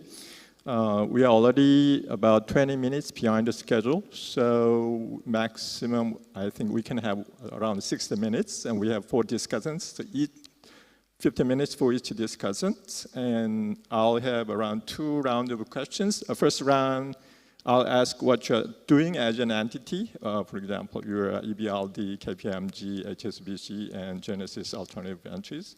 And the second round, I'll ask you for what kind of challenges, complexity you are facing in achieving all those net zero emission goal. And the third round, we'll expand our perspective, not the individual entity, but to capital markets, accounting or consulting firm industry, and banks in general, and also venture capitalists. And I think it'll consume around 60 minutes. And if there is any questions from floor, I'll open the floor, and the two presenters may ask if there are any questions. Okay? Let me start with Mr. Turnbull.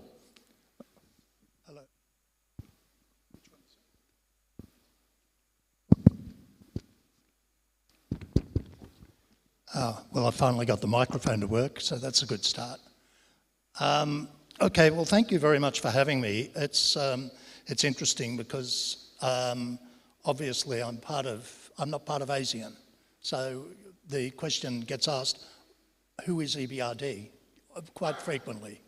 And one of the things that we like to stress here is that EBRD is like I guess it's like the World Bank for Southern and Eastern Europe, Caucasus, Central Asia, and North Africa.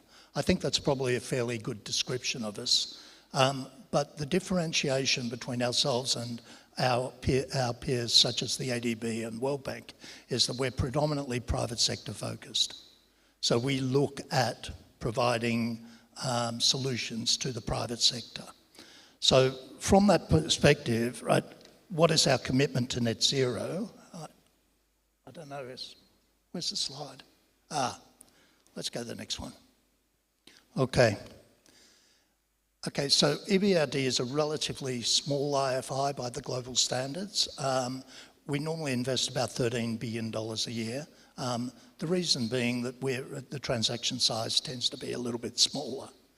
But one of the early commitments to net zero, and you can see that the numbers at the bottom of the slide actually reflect that. Last year we invested $6.5 billion in green projects. We mobilised over $21 billion worth of green projects, and we devoted 50% of our annual funding to the green economy transition.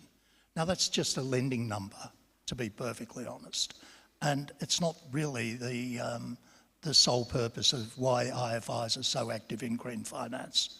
The major part of what we're doing is to explain why it is critical to implement green finance transactions and to help regulators, financial sector experts in all countries, and also industry associations on what is needed to help develop the market.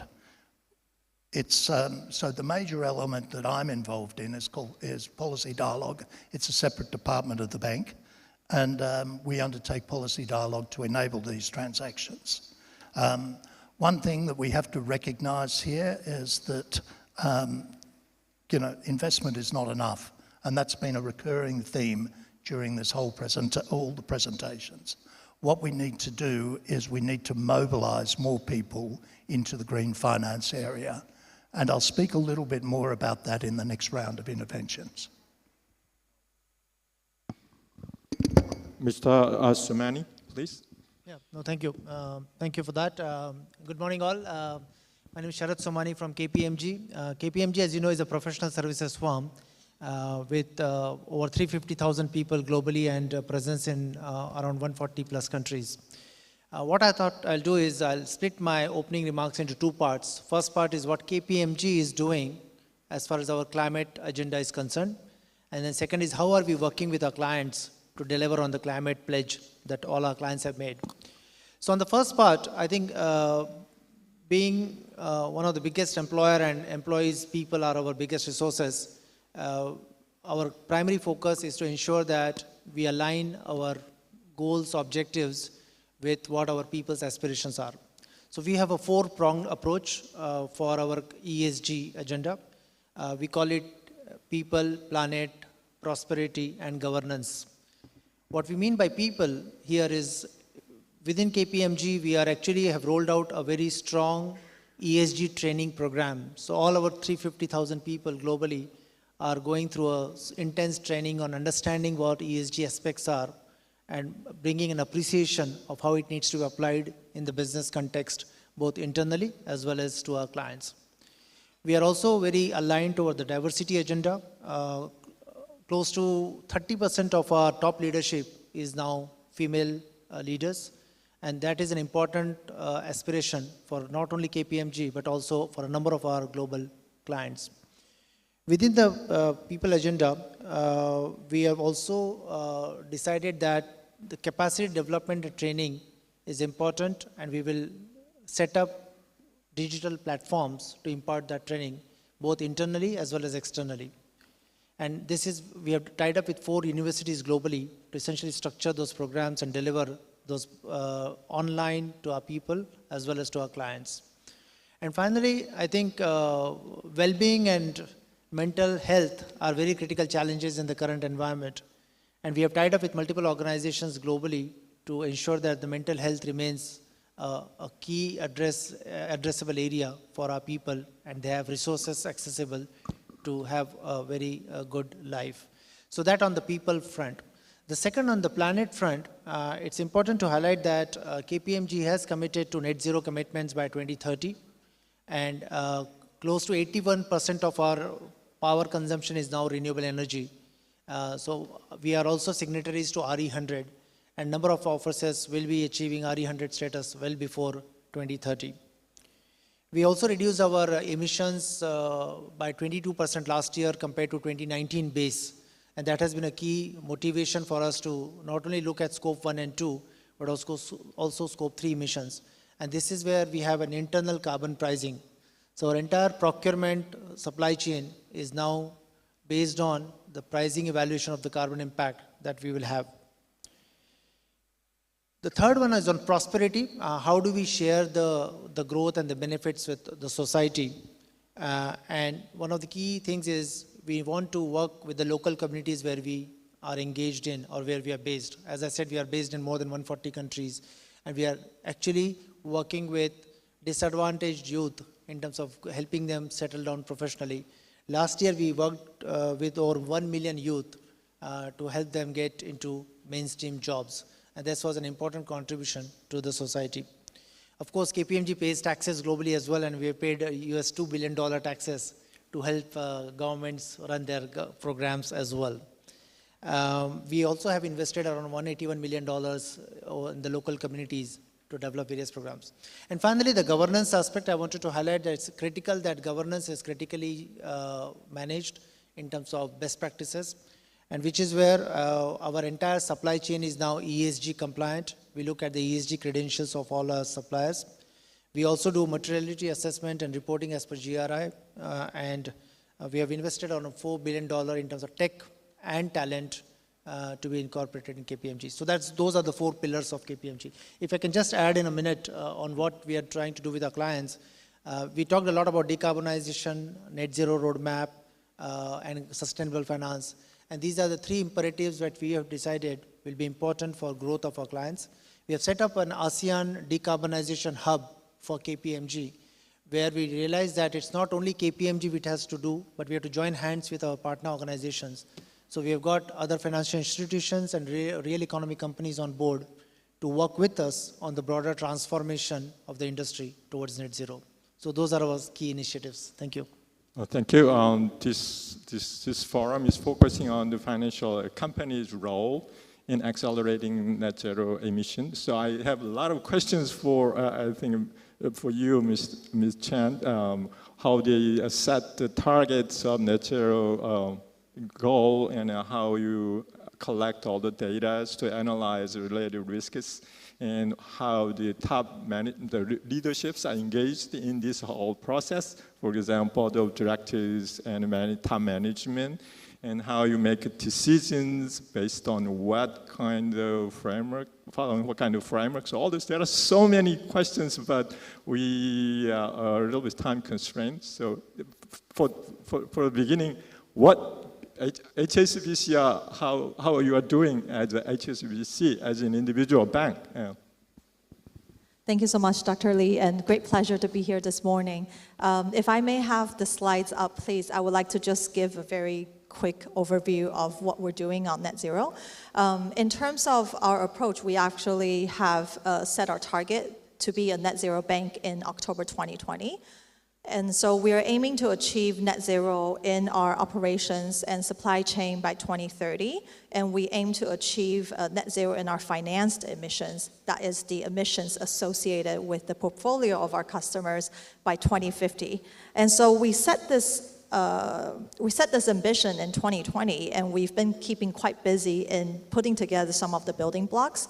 So putting together policies, our finance emissions reduction targets by sectors, looking at internal processes, et cetera. But we haven't really had a chance to bring this all together into one document, and to really be able to tell the unique story of HSBC, you know, the market that we cover, the footprint, what is our strategic approach, et cetera. And that's why we've put together our net zero transition plan finally after a very long process in January 2024. And you'll see that this plan essentially lays out what is our approach to net zero. The first part around our vision, what is our strategic approach? The second part around what we think the sector transitions would look like for 10 sectors. And last but not least, very important, around implementation plan. How do we go about operationalizing the ambition that we have? And if I may just talk a little bit around the vision and strategic approach, because this is arguably the most important part, is that, you know, as a bank, what is the strength that we have in order to drive the net zero agenda? We are 159 years old this year, and very happy to share that in Indonesia, we're celebrating our 140th anniversary this year. So we're obviously very deeply entrenched in quite a few markets. And the first is we believe that we have a strength in transitioning industry. On our books, we are banking quite a lot of the carbon-intensive sectors, and we're very keen to support them in this transition. The second is around catalyzing the new economy. When we started 159 years ago, we were banking the entrepreneurs of that time. We're very aware that with the net zero transition of the global economy, there needs to be new technologies and new business model needs to come online and scale and grow, and we want to be there. We want to bank the entrepreneurs of today. Last but not least, we are the world's largest trade bank. So as I've mentioned, we have a global reach. Our network of clients is very diverse. We bank SMEs all the way to some of the largest companies in the world. So this is quite a unique reach that we have. And so this also allows us to look at global supply chains with more of a unique point of view. And we want to be able to support that as a bank. And as I've mentioned in terms of our implementation plan, how do we action this? the 3 action levers that we have, first of all, around supporting our customers. I really echo what Sharat has mentioned. Honestly, we cannot achieve this with our customers. So we are very keen to support our customers either through engagement or through the solutions that we offer. Second, around embedding net zero into the way we operate. This is the big part. Everything from policies, processes, internal governance, our executive composition, our capabilities, culture, everything needs to have net zero considerations, and that's going to take some time. Last but not least, I think representative by all the panelists on the panel here, we cannot do this alone. We cannot do this alone as a bank. We need an entire ecosystem to drive this, and so that's why we also very much value partnerships to be able to drive this systemic change. I will stop here for now, but looking forward to deep dive into some of the aspects. Thank you. Thank you, Ms. Chen. Mr. Law, please. Hi, everyone. Good morning. My name is Jeremy. I'm the co-founder and managing partner of Genesis Alternative Ventures. Thank you for having me here. I realize that I'm one of the very rare few venture capitalists in this forum itself, so I'm super honored to be on this panel as well, discussing what we are doing to help transition to net zero. So in a nutshell, Genesis Alternative Ventures, we are in the private capital space. We operate within the venture capital industry. And within the venture capital industry, there are 2 groups. There are the venture equity investors, and they invest from early stage technology all the way to pre-IPO and IPO companies, the likes of WeWork, Tesla's, SpaceX. And then on the other spectrum, which is a little bit less well known, is the venture debt space. So the venture lenders basically comes in to fill a gap where traditional banks would not be able to provide debt financing to support the growth of the business of technologically advanced companies who may be loss-making for a period of time. But increasingly, of course, with the market correction that we are seeing globally, the banks are also beginning to come in and play an important role to support the growth of these tech companies as well. We operate out of Singapore, and we invest across all the different ASEAN countries. About 40% of our venture debt goes to companies that are headquartered in Singapore. Another 40% goes towards companies that are actually headquartered in Indonesia itself. And then we have a speckle of the different tech companies in the energy efficiency space, in laser communication, and we're also looking at different types of medical as well as biotech companies across Malaysia, Philippines, and also Vietnam as well. So we raise money from a pool of different private capital providers, and this can be family offices, and interestingly enough, we have 5 banks that are also limited partners in our funds as well. Because the funds realize that they are unable to deal with companies that are very small and have a business model that haven't been proven yet. But through a private fund like Genesis Alternative Ventures, they are able to understand how this new business model evolve. And it can be very quick, right? From 0 to 50 to 100, and getting IPO could be a 7 or 8 year journey as well, compared to your traditional SMEs or micro SMEs, right? Which could take 10, 20 years, operate very slowly, take very little equity dilution, raise capital from banks as well to sustain their business growth. So, and what we're trying to do is to identify advanced technologies in the net zero transition space. And these are things like, for example, energy efficiency. We have a portfolio company in Indonesia that does a parking infrastructure, an automated parking infrastructure for the 2-wheelers. By taking the bikes actually off the very congested, narrow roads of Jakarta, we can actually allow the human and the traffic flow a lot more better as well, hence contributing to the net zero transition. So with that, I will stop my introduction and then continue my discussion with the 2 other questions. Thank you for the comments. Let's expand our perspective as to a little bit more. And the transition to net zero often requires, as you know, a significant upfront investment which means that it's very expensive. We need lots of it costs of a lot of financial thing. So I think Mr. Turnbull introduced us that the EBRD is already in last year mobilized 21 billion euros towards a green project. And also EBRD itself invested over 6.5 billion euros in green project and devoted almost half of its annual funding to the green economy transition. I think the capital markets in fundraising all those financial costs is very important. How you see there's any hurdles or challenges in mobilizing all this money into this green project? Could you?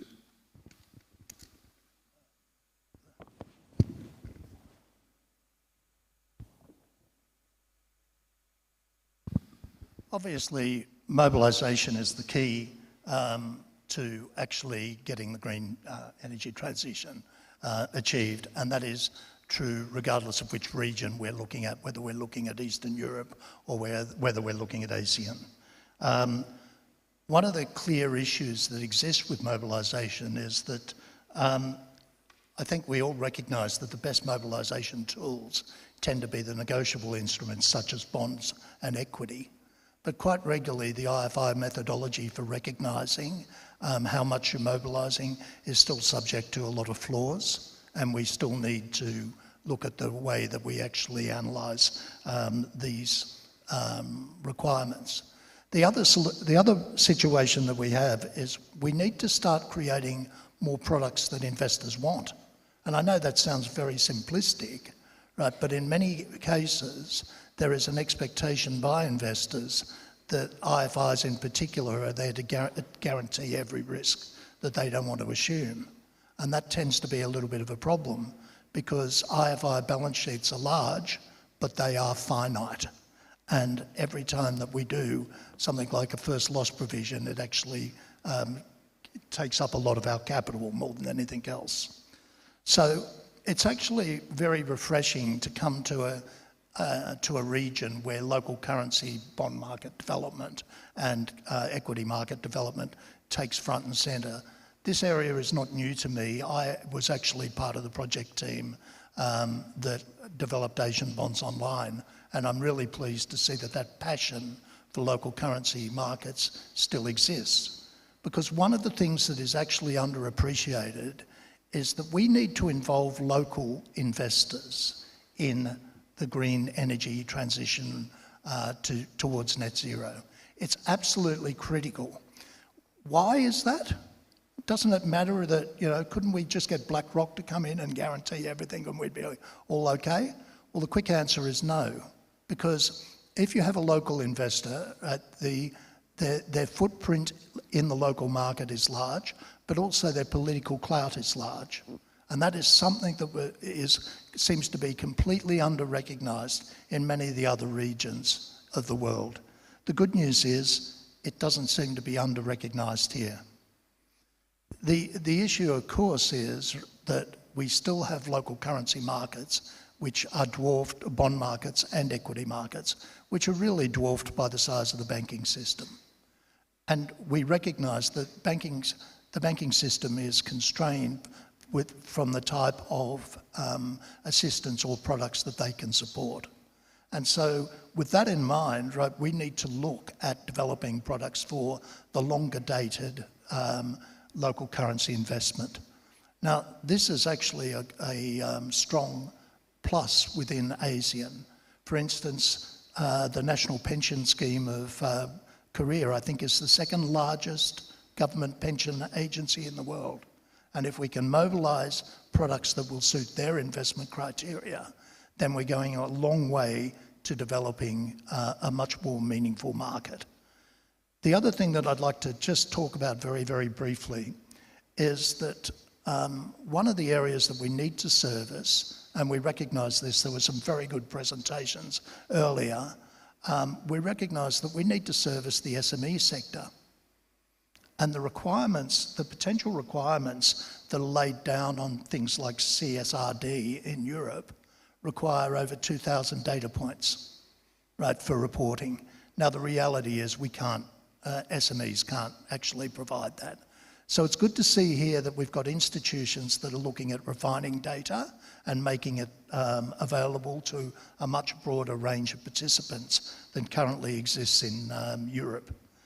This, I think, is going to be very, very valuable for the Asian system going forward.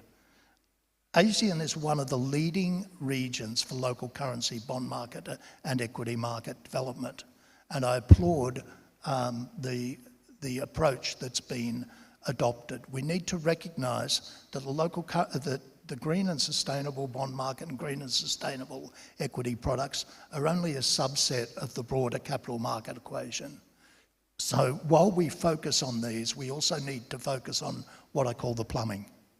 So what we need to do here is we need to try and continue to improve liquidity, interoperability between CSDs and exchanges, all of these areas. We've made a couple of attempts in Asia previously, hasn't been super successful, but it may be one area that we can look to focus on again.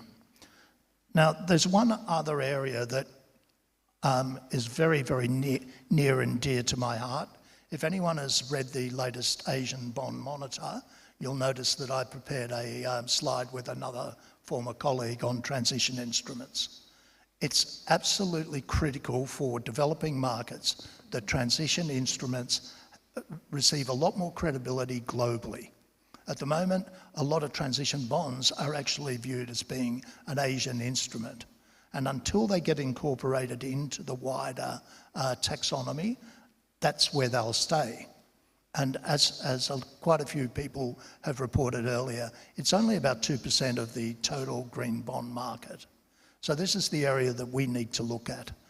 I am a huge advocate of instruments that influence corporate behaviour. Right? Transition bonds influence corporate behaviour if they're well designed. Sustainability-linked bonds also influence corporate behaviour if they're well defined. So the challenge that we have is to incorporate good definition in all of these instruments that are all based on corporate behaviour. Because just identifying something as a green bond is useful if you've got a green project. But if you don't have a green project but you want to be green, you need to actually move into that space. The green bonds, the evaluators love green bonds because they're easy to evaluate whether there's been an impact at the corporate level.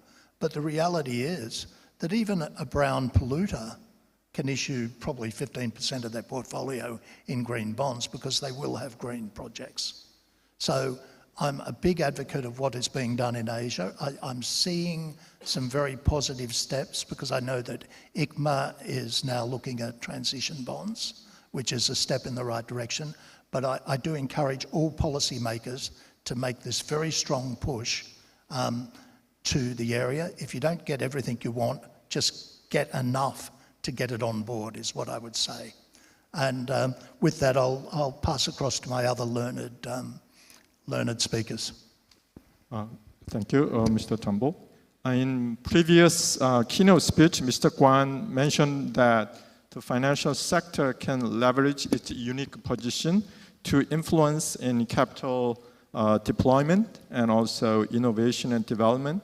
And I think thirdly, rephrasing, shaping market behaviors by developing and offering innovative financial products that incentivize sustainability or carbon reduction and integrate robust ESG criteria and investment decisions, develop comprehensive climate risk assessment models, and all there are many things. Lead by example in disclosing climate-related risks and opportunities, and also provide guidance, offer training and resources on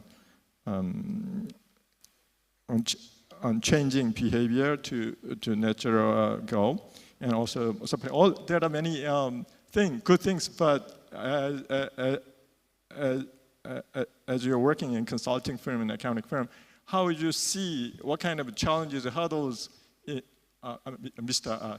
Somani, can you share your insights on the financial sector's role?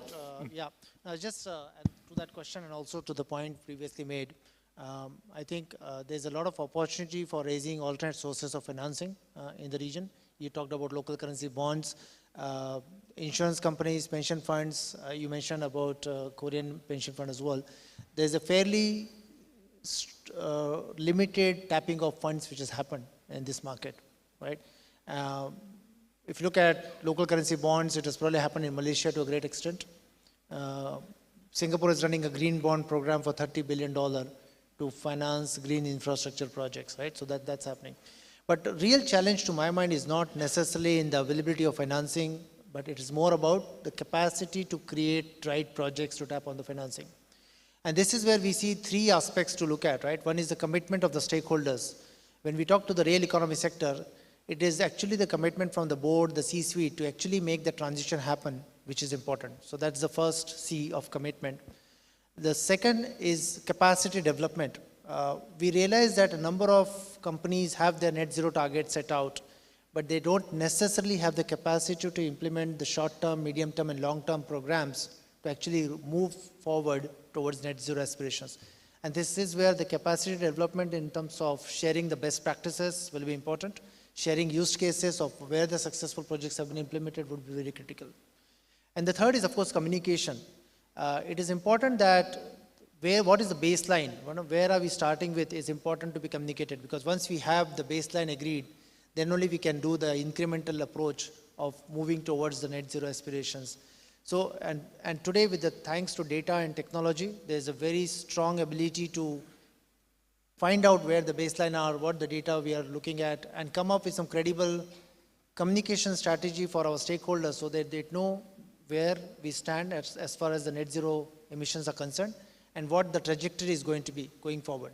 So I think if you look at these three aspects of the commitment, the capability, and the communication, then I think the enough financing can be made available to those projects. Thank you so many. The financial commercial banks again. I wonder, there are lots of conflict of interest at the practical level. For example, there might be some conflict in balancing client needs with sustainability. For example, as a commercial bank might face pressure to finance high emitting clients, even if it contradicts the sustainability goals. And also in the age of digital financing, you have to use some kind of very energy consuming equipment, cloud technology, all the things, which is quite, it's not good for carbon emission. And also there might be short-term gains in not doing anything towards net zero emissions, but for the long-term stability, you have to take some actions. How you solve as a banks, for example, there are any solutions for all these kind of conflicts of interest in many aspects? How would you come up with any ideas? Sure. No, thank you so much. Certainly not an easy question, but I think that's something that we ought to do as a bank. I think everybody on the panel would agree with me that it's easier to just walk away. Like if you want to just take a simple divestment approach, you can just walk away and that's easier. But actually the value that we have for all of us on the stage is the fact of our relationship with our clients and with our stakeholders, and the fact that we have an opportunity to engage them and to influence the way they think about net zero, and to also allow them to think about what is it that you need to future-proof your business. I think we wouldn't want to miss out on that opportunity. I think another point that I want to just quickly mention is that I think a lot of people focus on kind of the scaling down of carbon-intensive activities, but as I've mentioned in my slides earlier, there's another key component to this, which is actually the scaling up of the new economy, which I think is what my fellow panelist Jeremy is working on. You need both, and so for catalyzing the new economy, there will create new businesses, opportunities, and new jobs as well. So I think that's something that we need to tackle together. In terms of how we balance the two, I think that is where maybe I should just call the elephant in the room out, which is just transition. I think that's a concept that everybody thinks about, and that's something very important to us as well. So if I were to break it down to the 3 action levers that I've talked about, in terms of supporting customers, that's where we really try to incorporate just transition considerations. So for instance, we have a specific a specific engagement process in-house that we have to engage our corporate clients, and we do incorporate just transition-related considerations in that aspect. Jim also mentioned about the support for SMEs, so we also try to see if we can develop solutions that are specifically targeted at SME. For instance, we have a SME Green Fund in the UK, we have a SME Green Loan product in Singapore. This is definitely not enough, but we want to continue to innovate. And in terms of how we embed that considerations in-house, then it's also around our policies, our governance. Do our policies, for instance, our energy policy, our thermal coal phase-out policy, we try to incorporate just transition considerations in there, and also start to develop, governance process internally to be able to look after these type of matters. I think admittedly we are very early on, but you have to start somewhere, so we are learning. Last but not least, in terms of partnering for systemic change, I think this is where it is truly, truly important, because I think just transition as an area, we need to kind of define that together. I mean, just to raise a few examples, and I think Sharad is also involved anyway. So for instance, on the ADB Energy Transition Mechanism, we're supporting that. We're part of the Just Energy Transition Partnerships in both Indonesia and Vietnam. We try to utilize these innovative platforms to explore what that actually means. Just one additional example that I want to raise, for instance, is that we've recently launched a white paper in partnership with the Repower Initiative. And this is essentially looking at, instead of just early retiring coal-fired power plants in this part of the world, these coal-fired power plants are actually really young. So can we look to repurpose them? Can we look to repower them? Because actually, it's not the equipment or the infrastructure, the very good grid or the equipment within the plant, or even the people working at the plant, or the land that we have the plant that is located on. None of these is bad. What is bad is the heat source, which is the coal. So can we replace that with something cleaner and continue to leverage this asset so that it will be more, so it will be better actually for the people who are working there as well. I'll just stop there, but those are some of the ideas that we're working on. Thanks. Thank you. I think there are many the challenges I can think come over my mind is, number one is regulatory uncertainties, changing political landscape. I'll not go in detail in Korean situation, but can lead to policy shifts, which makes long-term planning very difficult. And also there is still gaps. Some companies lack of any expertise in analyzing and come up with all these ideas. And also, I think related to the venture capitalists, I think the technological innovation is very, I think, important. Energy efficient equipment and technologies and energy stories, all those things. And how would you see the vision for the venture capitalists for this kind of technical, coping with these technical limitations in the net zero emission transition? Sure. So venture capital is a risk capital, right? There is a lack of funding in terms of how many VC funds are out there that are investing into different types of technology. And in ASEAN specifically, I think we have seen the first wave of startup companies that are actually in the asset-light business model, right? And you have things from e-commerce, to fintech, and they're addressing very specific needs of what the ASEAN countries individually are looking for as well. But in the last 24 months, right, we have actually seen a wave of actually what we call deep technology companies emerging as well. And these are companies that are related to climate tech, medical technology, and so on and so forth, right? And specifically for climate tech itself, we are observing and we are also doing due diligence on a couple of very interesting companies, right? So for example, let me take a few minutes to highlight this Malaysian startup founded by a college leaver, right? He's trying to emulate what Steve Jobs has done very courageously. He has actually struggled to raise venture capital dollars who do not understand very hardcore technology. It's a very mechanical engineering, heat transfer technology type of business model. And what he essentially tried to do, right, is very simple, right? This heat transfer technology basically take in ambient air, which could be 34, 35, or even, in a heat wave session, 40 over degrees, right?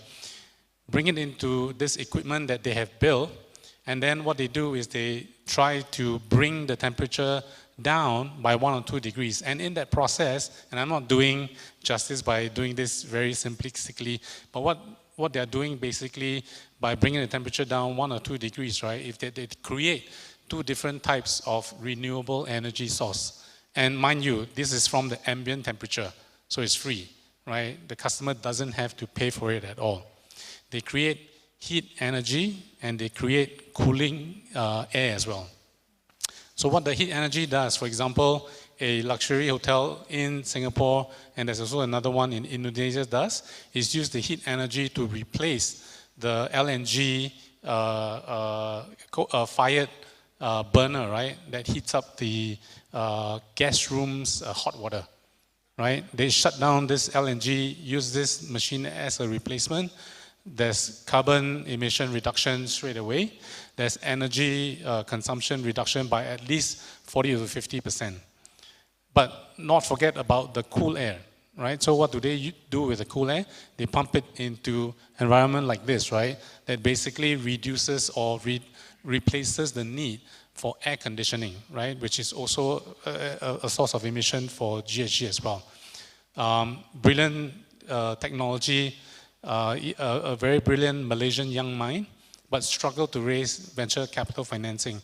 Every single project that they sign, is for a period of at least 24 months, and they're also trying to do energy efficiency as a service kind of financing that can take the contract up to 7 or 8 years. And when they approach the local banks for financing the contracts, the banks tell him no, right? Because they don't understand or they feel like the technology is not proven enough for them to be able to take the credit risk on this young individual itself. But then here comes the role of private capital, right? And venture debt basically allows us, and the term suggests, right, that we are taking some risk on the venture side. These are business models that are on the cusp of proving itself, but have not reached the scalability yet. And that's where we can bridge the gap before the traditional financial institution comes in. And here, I also would like to maybe suggest a point, right? The likes of the World Bank, the ADB, and the IFC, right, have been selectively giving financing, debt financing and equity financing to startup companies. There's a lot more to be done. They don't have the capacity to reach to every corner of every ASEAN countries and find these brilliant minds, and maybe a partnership or collaboration with somebody like a Genesis would be able to help them to explore more opportunities out there. So I think I'll just stop there in light of time. Thank you, Mr. Low. I think there are still untapped potential that international development organizations and financial institutions, venture capitalists, or the policymakers, regulators can do more for the transition to net zero. But we can go on and on, but I will stop here and open the floor. If there are any questions about the first 2 presentations or the comments from the discussion, we're happy to answer as possible, as much as possible. Any questions?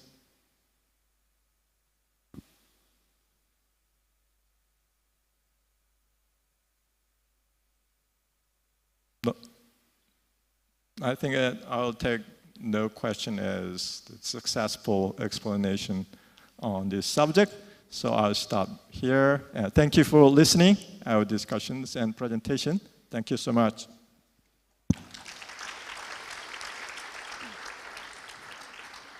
Let's give a big applause to our moderator and panelists for their active participation.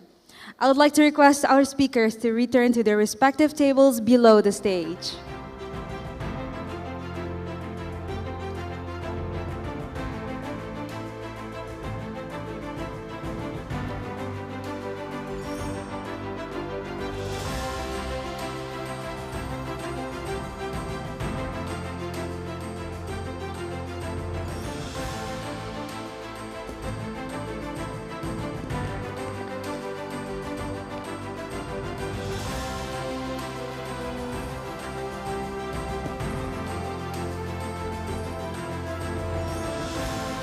I am sure everyone is very content as we have just listened to such insightful panel discussion.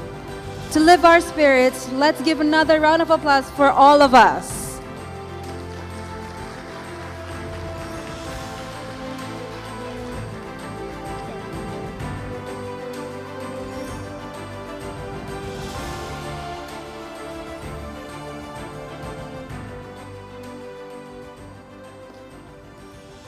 Now, as we come closer to the end of this event, I'd like to invite Mr. Yoon Byung-won, the head of the Asean-Rok Financial Cooperation Center, for his closing remarks. Please join me in welcoming Mr. Yoon Byung-won.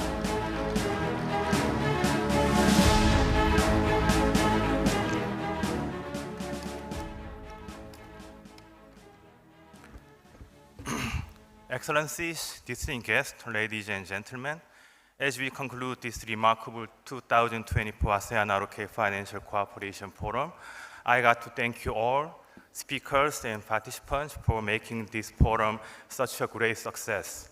Over the 2 days, throughout this forum, we have heard insightful and practical stories of change and resilience from every corner of the globe.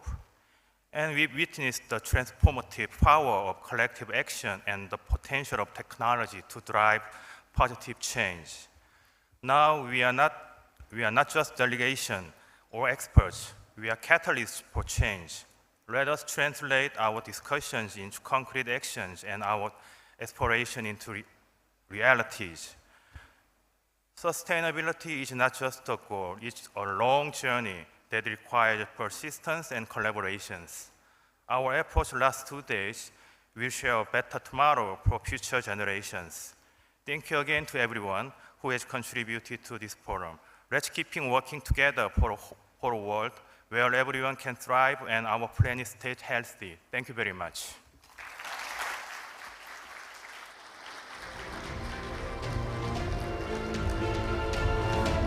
Thank you, Mr. Yoon Byung-won.